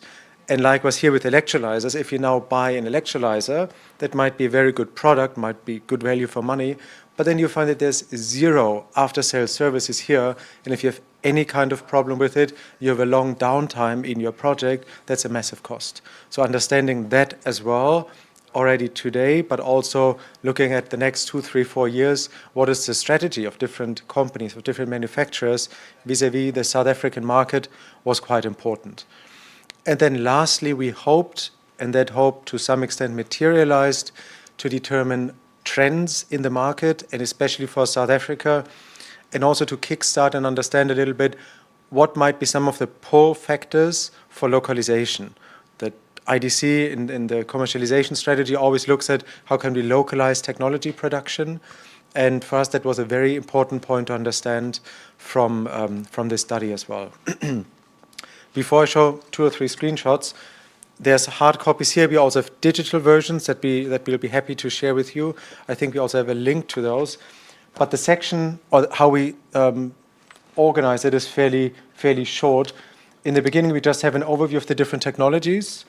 And then we have a long, which is kind of the heart, a long just table with all the different specs, but I'll show a screenshot in a second. Actually, this is the main part. And then in the end, in addition to the actual specs, we asked qualitative questions where we asked manufacturers 8 or 9 questions about the market in South Africa. So that we, in addition to the pure hard facts and data, that we also really know how would they like to engage in South Africa. And here, I mean, I see everybody's getting a stiff neck. Don't bother reading it. It's not essential. I just randomly picked one to kind of show you what it looks like. You can take the hard copy or later the digital version. Here, the main point is really we covered a whole range of different data points. And in the end, the last here, we also always in the digital version have a link. So when you click it, you can see, okay, what's the actual technical data sheet, which makes it much easier to follow and compare the different specs of the different products at the same time. And here, some of the key learnings that we've had, I think one part that without reading, you can already see there's quite a number of empty cells. And the reason for that is that each manufacturer, and sometimes even within manufacturers for different product lines, they give different specs. A lot of the data points were not available for many of the products, even in the original data sheets. And even those data points that were available, like for example, flow rate or efficiency measures, they use different units. So for me, it was a bit like going back to school in physics. I literally, on my paper, had lots of different formulas trying to substitute and get to the right point. Because everybody uses a different system. That makes it really difficult to compare, more difficult than it has to be. So I think, for me, the first key learning would be standardization. That's very important, simply to say, if you produce an electrolyzer, you should, as a bare minimum, if you want to report more, be my guest, but as a bare minimum, report these data points in these agreed units. If you want to report other units on top of that, again, perfectly fine. But to actually make it a little bit easier to compare different products. The second point is the market evolves rapidly. While we did that, like a consultant filled this table and reached out to all the companies. And in the end, just to make sure that the quality is there, we reached out to the different manufacturers, and probably a good 20% of them, in one case, 10 minutes after we gave it to the printer, they said, no, this one product has been discontinued, and another one came in, and there's constant changes in the production lineup that the different manufacturers have. So there's massive change, and that for us was quite surprising by how much change and how much dynamic there is in the market. But we also believe that maybe as one of the trends that this will settle a little bit, that everybody's now frantically also trying to guess what is the demand in the market, and as it becomes clearer what the market demand is and what your respective niche as a manufacturer is that you want to focus on, that then there will be a more steady product lineup. And the last point that we found out is that companies are also learning. A lot of the companies are young, are also exploring, and linked to the desalination work, we asked companies about the water requirements. And within, I think, with 2 or 3 companies, then that really triggered a debate, even where they said, okay, what water requirements do we actually need, and at what point do we measure it? And there was a whole discussion then going on how they want to report it and actually follow up in the next data sheet. So there, we really saw that for them it's also not a settled thing yet. They're also still experimenting. Then here, again, don't bother with the details. Same thing, the fuel cell market overview. And this is something that we will release very soon, an Excel version, because it's very nice to have this, even better to have it in a digital form. But if you're only interested in PEM electrolyzers that are manufactured in India, then you want to filter. And that will allow you to filter, which makes it a little bit easier. You still have all the functionalities and the links in the end, but that kind of makes the search quite easy and saves time.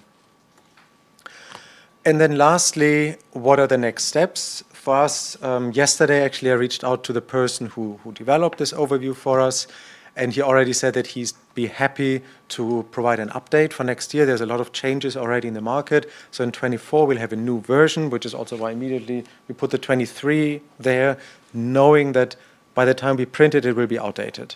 So for 24, we'll have a new one. We'll be curious to see what the different changes are. And the next part that we hope to see is in this one, and you'll see it, the interview section, the qualitative feedback that we've got from companies, admittedly was a little bit thin, I believe, because many companies didn't know what we were doing. And it was the first time we did it, and they might not have felt like sharing what they perceived as confidential strategic information. But if they now see how we present the information, that we do our very best to be neutral and fair to everybody, I hope that we will get more input, which will make it more useful, because this qualitative information is what you cannot find online. Everything else is kind of just basically an effort, but everybody in that room could have developed that overview, the table, with enough time. Whereas the qualitative information, I think that's really something that's difficult to find online, where you also need the relationship to the manufacturers. And then lastly, looking at the trends, we want to see, do they continue the same direction that we've seen? Do they change? And we would also like to use it as an entry point into a discussion on localization. For example, for an electrolyzer manufacturer, what kind of guaranteed demand would they need to see in South Africa for them to localize, to build a plant? And can one project fulfill that? Or would you have to maybe group up 2 or 3 projects so that they can come in? And what kind of other facilitating factors would they need? So this could be a very interesting part that maybe could even be added to the next iteration already. And then lastly, take the hard copies, look at the digital copies, and please let us know what you think. Especially if you have critical remarks. Let us know if we forgot something, if we've gotten anything wrong, if there's a functionality that we didn't include that would be very helpful. Please let us know. We'd be really happy to put that feedback into the next version and then to provide a better product next year. Thank you very much.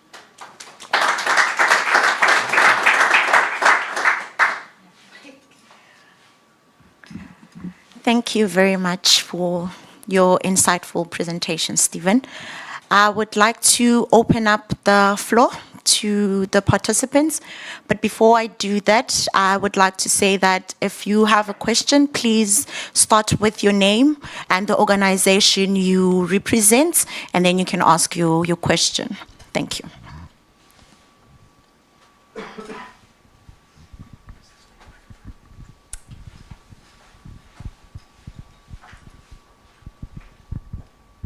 Hi.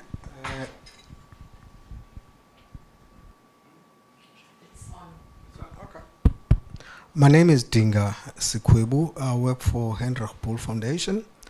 And I just had a question about the qualitative section of the report, particularly the questions that may be linked to localization, 3, 4, 5, about interest in entering the South African market, on what conditions, offering maintenance. What came out of those? Yeah.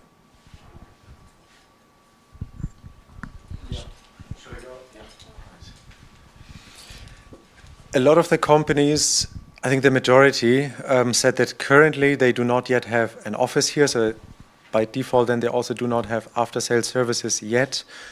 And I think the overarching trend is for companies to try to maximize quality control. So if you have a European producer, they might first service the European market, likewise in the US or in China. But those that actually look at the South African market, they, unless they're really a big company that sees it as a strategic market for them, where they want to put an office and have a permanent presence, they might look at local partners. And then ideally they'd like to have a local partner that they don't have to exclusively work with, but that can service different other manufacturers as well. And that I think would also make sense for the local partner, just to have a bit more diversification of risk. But there's then the question, what exactly do they need in terms of technical expertise? Could they maybe attach their cooperation or partnership to university? There's some centers already that work on electrolyzers. And how could they build up this partnership?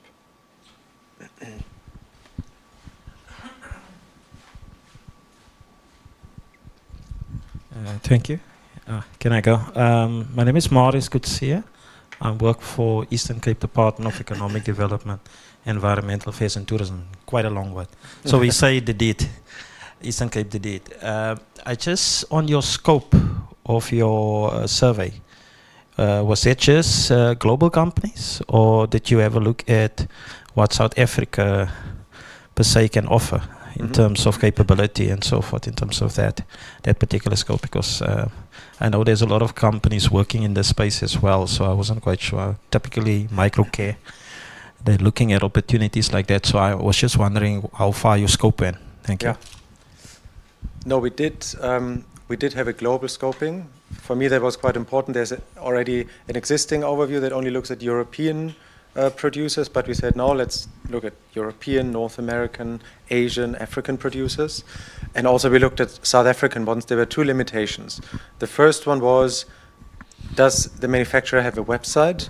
When there was no website, because the consultant did an online search, they couldn't be found. So that's one of the clear limitations. And the second one, and that I think excluded most of the South African manufacturers, are they already producing? So that is a big hurdle, because for us there were quite a number. I think we have, I could be lying, I think we have 70 or 50 manufacturers in there. We could have probably added another 50 had we accepted just PowerPoint plans and announcements as manufacturer capacity. But yeah, that we didn't want to include. We only wanted to have at least companies that already produce at prototype or small scale level, and that excluded quite a number of the South African companies. But when we had the launch of this event, I think 4 of the 7 speakers were from South African fuel cell or electrolyzer manufacturers, and they're not far. So maybe by next year, latest I think by 25, there will be a number of South African manufacturers included in the overview, because they are already there. It's just, apart from 1 or 2, they're not yet at the production stage. Bambili, for example, for the fuel cell, they are included. Thank you. Any other questions for Stephen?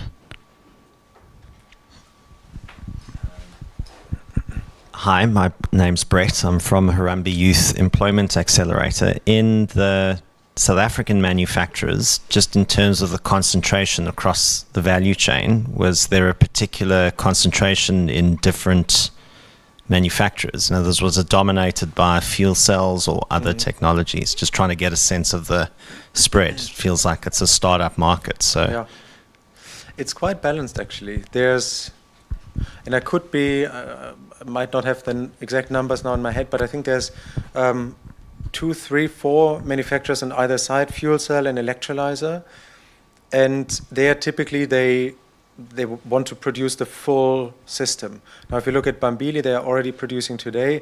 What they are doing today, but in a few years they might, they're already looking to change that. They buy components from outside, assemble them in South Africa, and then deploy the systems. But they would like to produce also the components here. So then vertically integrate their business model. But for this, they need more funding, because then it's a bit more complex, because you need to have full manufacturing capacity. But then you also have, for example, Isondo. They produce MEAs, or have an MEA plant. And that would then be a natural supplier for any kind of electrolyzer company that might want to produce stacks locally for their system. Thank you so much, Stephen. If anyone has any more questions for Stephen, he will be in after the session, and you can ask him more questions. So I would like to then call upon Rudolf Retief. Rudolf is a project and business development engineer at Impact Water Solution in Cape Town, and he has experience in water treatment, specifically in desalination, as well as wastewater treatment and the water energy nexus. His current focus is on feasibility studies across Africa for projects ranging from solar-driven desalination and desalination for green hydrogen, as well as solar-powered community water supply systems, and the knowledge tool he will be presenting about today. That is extensive knowledge, so I can't wait for your presentation. Thank you.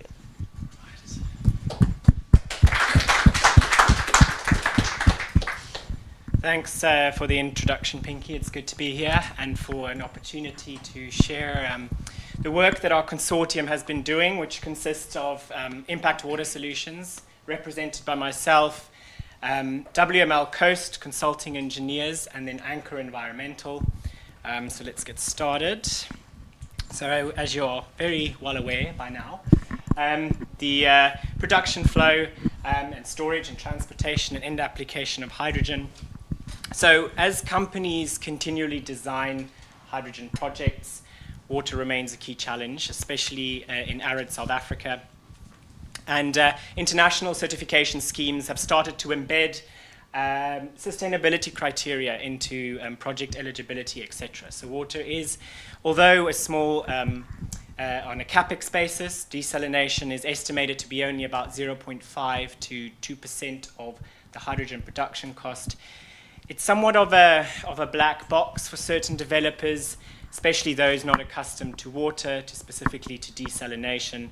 And also, given the high cost of desalination for community water supply, there's a potential for hydrogen developers to oversize their desalination plants as part of their license to operate, and to then sell the water for water utilities at a reduced price.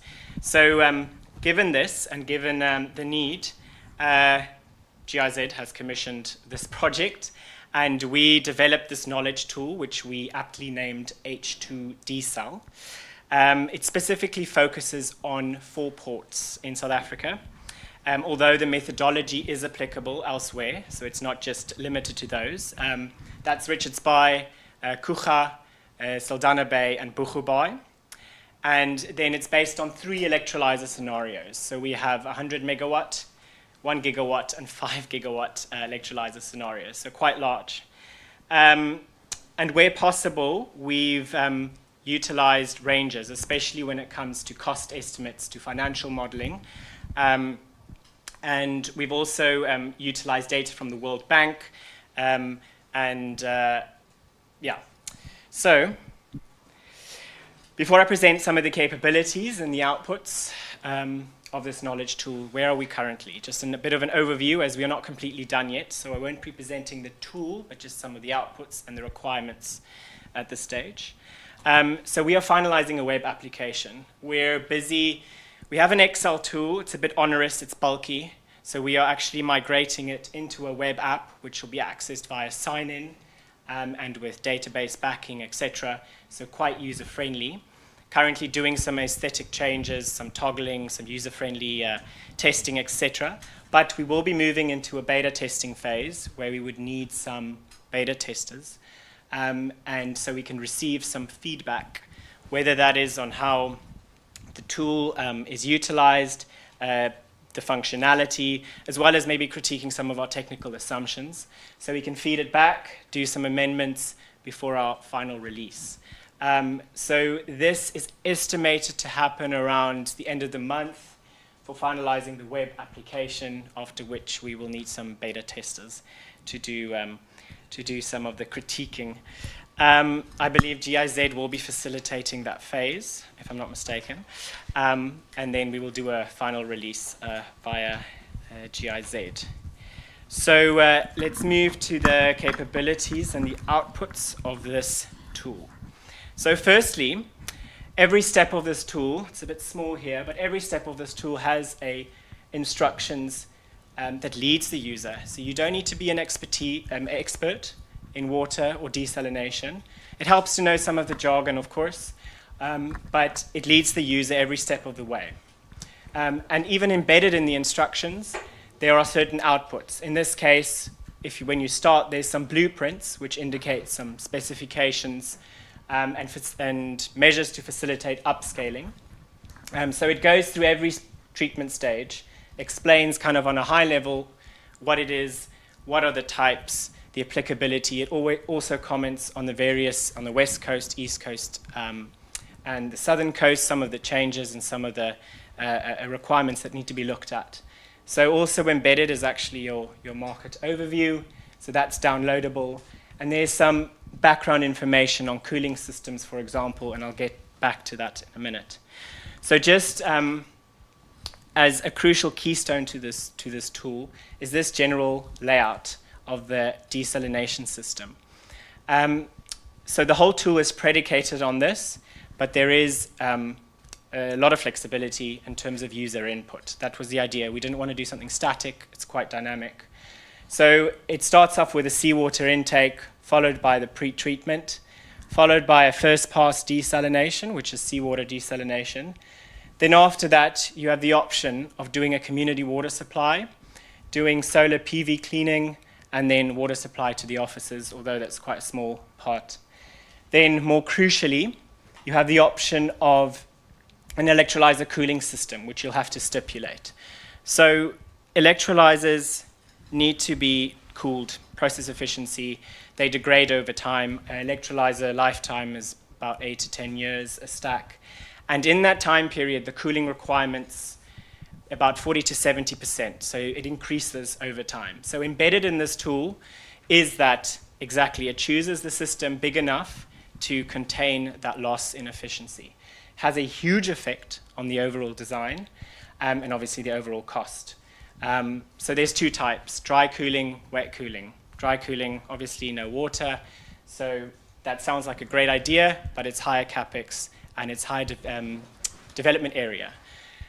Wet cooling, evaporative cooling towers, for example, they use about 40 liters per kilogram hydrogen. Now this is a massive amount, and they are the cheapest. They have a lower development area, but uses a lot of water. You have a huge seawater intake, you have a much larger first pass desalination, and consequently quite a large cost for that section. So that is taken into account, and I'll speak more about that in a minute. Then after the first pass desalination, you feed into a second pass brackish water desalination plant due to the reduced salinity, after which it feeds into the electrodeionizers, which then polishes the water ready for electrolysis. Now, the brine production. I've been getting a lot of those questions recently. From the first pass, so you'll see there is a brine discharge, which can either be treated or discharged directly into the ocean. That's the biggest, the bulk discharge. And the other brine streams, the second pass, the EDI, they get recycled back, smaller streams, and it's for process efficiency, so they're not discharged. But the first pass brine is discharged into the ocean, and I'll speak a bit more about that a bit later. Then, this is the first startup page of the H2Desal web application, where you have to define some of the process parameters, but it does lead you, as I've said. You choose the electrolyzer cooling system. It also allows you to compare the two, so you can see the difference in eventual CapEx, OpEx, you name it. Project lifetime, and then the opportunity to oversize for community. That's obviously key. You have the option of increasing by a percentage if you're unsure, or you can customize according to if you want to supply some water to a part of the population based on a per capita basis, you can embed that into this tool. You have the option of solar PV cleaning as well as the plant office water supply, just for the sake of clarity. So once that's been defined as parameters, you have a results page, and the results are kind of categorized into these categories, from operating and ownership modes all the way to the brine dispersion, which is obviously kind of a key uncertainty. So first and foremost, I'll go through them step by step. So with operating and ownership modes, it's quite an academic exercise. It just gives an overview of the South African regulation as it pertains to the operation and ownership modes of desalination plants. And that's from a perspective of public versus private entities, looking at PPP structures and how this can be done. So the idea is to incorporate community water supply. Then one of the key outputs is the project flows and projections. So I'll give you an example. I'm not going to go through all of them. But you can basically get the sizes of each process unit. So its output stream in megaliters per day, This might change slightly aesthetically as we play around with the user friendliness, but you have these visual graphs for each electrolyzer scenario, for each community oversizing scenario, including your customized option. It gives you the volume sizes. You have brine production, community water. You even have hydrogen gas production, oxygen gas production, cooling water requirements. And then one of the additions is the water quality tab, which is also quite an academic exercise. It refers to some of the streams have very particular water quality requirements. So it just gives you the international standards for electrolyzers. It also speaks to if you were to choose wet cooling and evaporative cooling towers, they require a certain water quality, and they depend on cycles of concentration, etc. Then it also speaks to community water quality, that's SANS 241. PV, solar PV cleaning, some companies have their own specs, but we've kind of given a general spec to clean the massive solar plants that are planned. Then, I've skipped this one, site criteria. It's also quite academic. It just gives you a sea and land criteria in a tabular format. But more importantly, the criteria matrix report. So this is a 120-page report. It's embedded. It's downloadable by the press of the button. And it assesses on a high preliminary level all ports, all 4 ports. So it assesses the characteristics of establishing desal plants within this context we're speaking about. It's embedded, it's downloadable, it's available there. Then, based on this report, which is a kind of an addition, you can do risk analyses. So on these 4 ports, you can do a preliminary risk analysis based on these categories. You've got the oceanographic and physical risk analysis, biodiversity, environmental, spatial, and your ACC. So, and then some of the port development plans are also available just for reference as well. So just as an example, if I were to choose, as I've done here, Saldanha Bay oceanographic, you will get an output, a visual output that does some risk analyses. This will change aesthetically, especially the toggling buttons. But the user can basically input the relative importance of each parameter. So here probably you might need an engineer to look at it, but some parameters are not equal to others. So we had to adjust these risk analyses, and you can create multiple visuals for reports, etc. Then next is the ESIA, the Environmental and Social Impact Assessment Scoping Report. So this is a monster of a document. It's 250 pages and downloadable as you press the button. And it uses Saldanha Bay as a methodological case study. It doesn't mean Saldanha Bay is the place to put your desal plant compared to the others. We're just using it for the availability of data, for the port, etc., so it can be applied elsewhere. So this can be seen as a template. It's also based on a middling scenario of a dry-cooled 1 gigawatt electrolyzer, quite large, and supplying the community with, well, a quarter of the population of Saldanha Bay with kind of emergency augmented water. It's very thorough. It covers all scoping steps, the triggered legislation, the aspects that should be assessed for EIA, etc. Many visual outputs, and even includes some estimated costing for doing EIAs for desalination, at least for these type of sizes.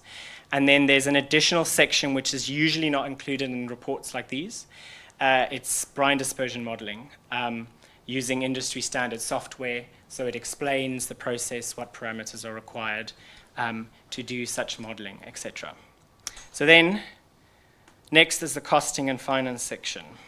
Right, so there are quite a lot of costing outputs available, and they're available on an aggregated CapEx basis, million euros, and then also on a per kilogram hydrogen basis, and CapEx and OpEx. So in this example, I'll also only be showing one. we have the CapEx ranges for a particular scenario. For basically, it excludes the electrolyzer, it just ends at the electrodeionizor. We use two methods just as a matter of comparison. So one I call the World Bank method. It uses some World Bank data to calculate this range of CapEx for each scenario. And then something I call the Duplessis method. This was a method that was devised in 2006 for South African municipal engineers, but I've amended it for this context. I've included indexation, and I've also included the price reduction and taken that into account since 2006, because desalination, the prices have definitely dropped since then, and global capacity has doubled twice since that time period. So following this, the financing cost calculations. So this gets a bit more involved, a bit more the finance gurus. So in this case, you can determine, or the idea was, to determine the transfer price of the ultra-pure water that goes between the electrodeionizor and the electrolyzer. So we've dubbed it the transfer price, and either on a shareholder or a project basis. And it uses the minimum and the maximum World Bank CapEx, OpEx, so it relies on the previous step. This transfer price can then be used in downstream financial models and etc. So here you choose the scenario, the electrolyzer capacity scenario. These are default values. I mean, they can be changed accordingly. The required IRR, for example, and then you choose either calculating it based on a shareholder basis or a project basis. So some of the outputs, you do get PDF outputs. I had to extract some. You get your scenario summary. You get some of the economics, your revenue allocations, some of your cash flow diagrams, etc. And then ultimately at the top, you have your minimum transfer price for this scenario is 1.74 euros per cube of the ultra-pure water. And or per kilogram basis, it's actually 0.017, but it's just rounded off. And I interestingly read there were similar numbers in an Engineering News editorial piece that was published this week. Yeah. So it seems to be on par. You also have an upper limit, just to bracket it. This one uses the maximum CapEx and OpEx, and this is 3 euros per cube, and so 0.03 on a kilogram hydrogen basis. Now, brine. This is the question a lot of people have asked me, like I've said. So we've actually embedded some extra tasks into this tool as well, so we can cover this, this touchy subject. So firstly, when it comes to your brine dispersion, it's usually dispersed through quite a long pipeline at a certain depth, and it's diffused via a single or a multi-port. At this stage of the game, about 90% of global plants use this method. We're obviously trying to move towards seeing it as a resource and potentially treating it further. So one of the outputs of the study has a brine treatment technology and market overview. So that's also downloadable. It covers a lot of companies that are in the space. It also covers the maturation of the technologies, if they have South African partners or not, general comments of applicability and all that stuff. So that's downloadable. Then another output is calculating the minimum percentage CapEx change you would have if you were to implement this alternative technology above and beyond just a discharge. So you can see here, zero liquid discharge. It's quite a big range, huge uncertainty, very expensive at the moment, but this is the ideal in the future. Then you have things like spray irrigation, evaporation ponds, which is actually in this scenario second most expensive. You got beach well injection, and then interestingly, compared to surface discharge, if you co-locate your diesel plant with a power plant discharge or something similar, maybe with hydrogen, or you co-disposal with wastewater, you might get slight savings. So it really depends. But for now, the current status is direct discharge for most plants. Then, in addition to that overview, when it comes to this direct ocean discharge, there was an interest in embedding kind of a high-level support tool that gives you a no-go or a go scenario that can lead to more detailed dispersion studies, such as CORMIX, which was indicated and covered in the ESIA. But for an initial tool to just get going, we devised this dispersion model. And so in this initial estimation, you determine via a single or multi-port diffusion system, you can determine the height of the brine plume, the impact point, so where the brine hits the ocean floor, and then when the salinity stabilizes, and also the end of the near-field mixing zone. Now that's a key parameter. Regulations state that for a sheltered or a special area, 30 meters is the limit. For near shore, it's about 100 meters, and then for offshore, it's 300 meters. So this gives you like, oh, let's go, let's not go. And then you move to a CORMIX, which is a more detailed model. So this is explained in the ESIA section. But essentially, you can do a bit more detailed dispersion models. This is, for example, an aerial view of the dilution and behavior of a brine plume. You can also overlay it with GIS features, so the marine environment, so you can actually do some nifty things with it. One of the key or advantages of this is that you can deal with unsteady processes, so you can include tidal variances, etc.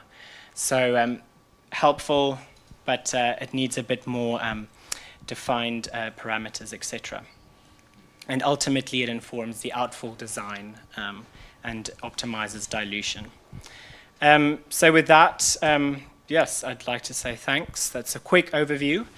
Hopefully, we can recruit some beta testers. That's the ultimate ideal at the moment. Thanks. You need better quality testers? Like a beta testing phase, yeah. But I like your pun, yeah.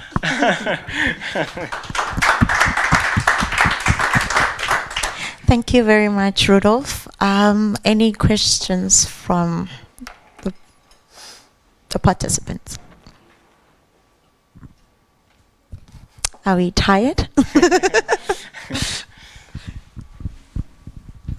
Hi, Oscar Boot. I work for Tradius Dutch State Business. We have financing solutions for Dutch exporters. My question is on the brine and the direct dispersion. Your model assumes any location, but is it not also dependable on the ecosystem present? Yes, so I think that's where CORMIX plays a role, and where you can have like a semi-sheltered bay enclosed. You can add a bit more of those parameters. The initial one is very basic. It assumes a flat ocean bed. It actually assumes that there's no current. So as worst case scenario, that doesn't help the dilution. And yeah, I mean, the CORMIX, you can add those additional ecosystem parameters in that. But it usually requires, and Anchor did that analysis because they're quite knowledgeable, but it is explained in the report which helps, which parameters are needed, yeah. Thank you.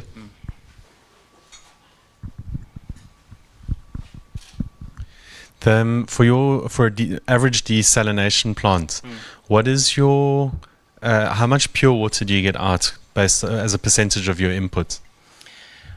Okay, so depending on a scenario, let's say, okay, if you take 5 gigawatt electrolyzer with wet cooling, no community water. So let's go big. The first pass would be about 175 megaliters per day. So it's massive, so it's a bit unrealistic. Where the wet cooling would be about 75% of that going to cool the electrolyzers, right? So it's a huge amount. That's why I'm a bit of a proponent of dry cooling, despite being more expensive.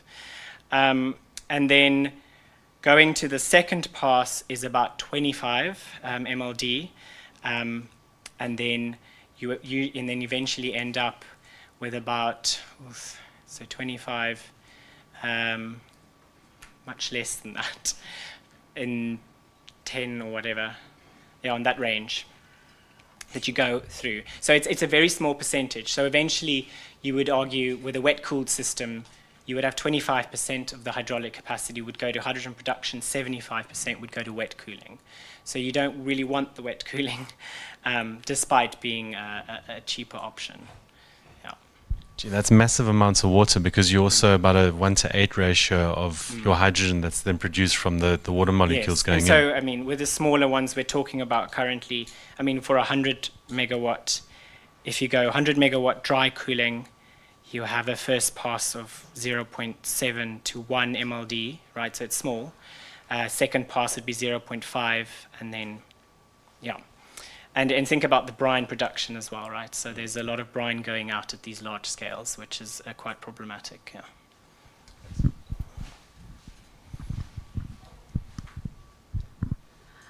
Hello, I'm Jeannie Pistorius from ESCOM.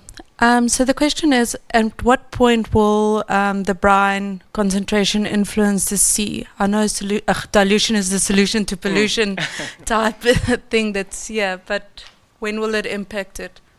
So, so the key element is to get that salinity to equilibrate quite quickly, right? So that's why we do the dispersion modeling.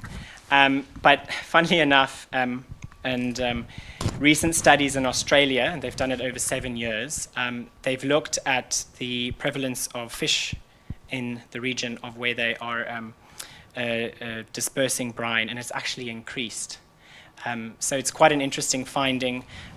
You would think in certain cases, yes, it would negatively affect the ecosystems. Look at the Middle East, you know, there's a lot of brine being pumped. Corals do get affected. But in certain cases, the fish were actually increasing, which were the fishermen were happy about.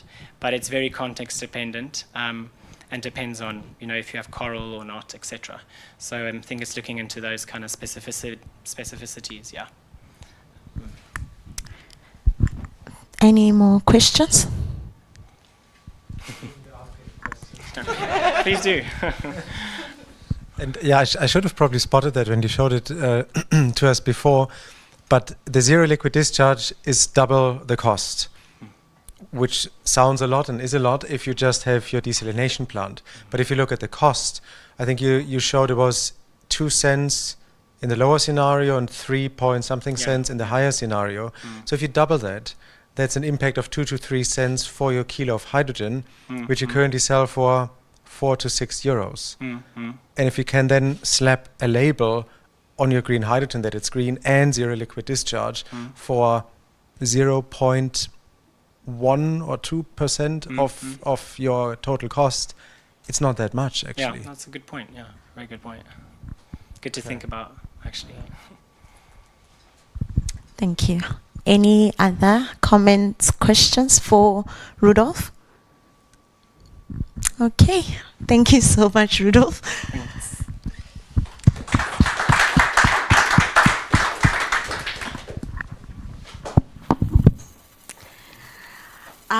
It looks like we will end the session a bit earlier, which is great, then people can go to the closing. So thank you so much to Stephen and Rudolf for your presentations. So the electrolyzer and fuel cell market overviews are available online. So if you are interested in actually getting the online versions of them, please do reach out to Stephen or to myself, and we will provide you with the link to that. And as Stephen said, we are working on an Excel spreadsheet as well. So once that is also done, then we can also share that with everyone. With regards to the H2 desal tool, this will be ready at the end of the month, right, Rudolf? I'm not putting you on the spot, I hope. Yes, so the H2 desal tool will be available at the end of the month. And as Rudolf said, we are looking for people who will help us test the tool. So if that is something that you're already working on and you would be interested in helping us with that, you please do reach out to us as well, and we would be happy to have people basically checking out the tool and basically telling us where we can fix it if it's their need, but also I know that Rudolph is so good, so we won't need to do that. Lastly, thank you so much for coming to our session. We really appreciate that you took the time to come here with us, and thank you so much to my speakers also for making the time. Thanks.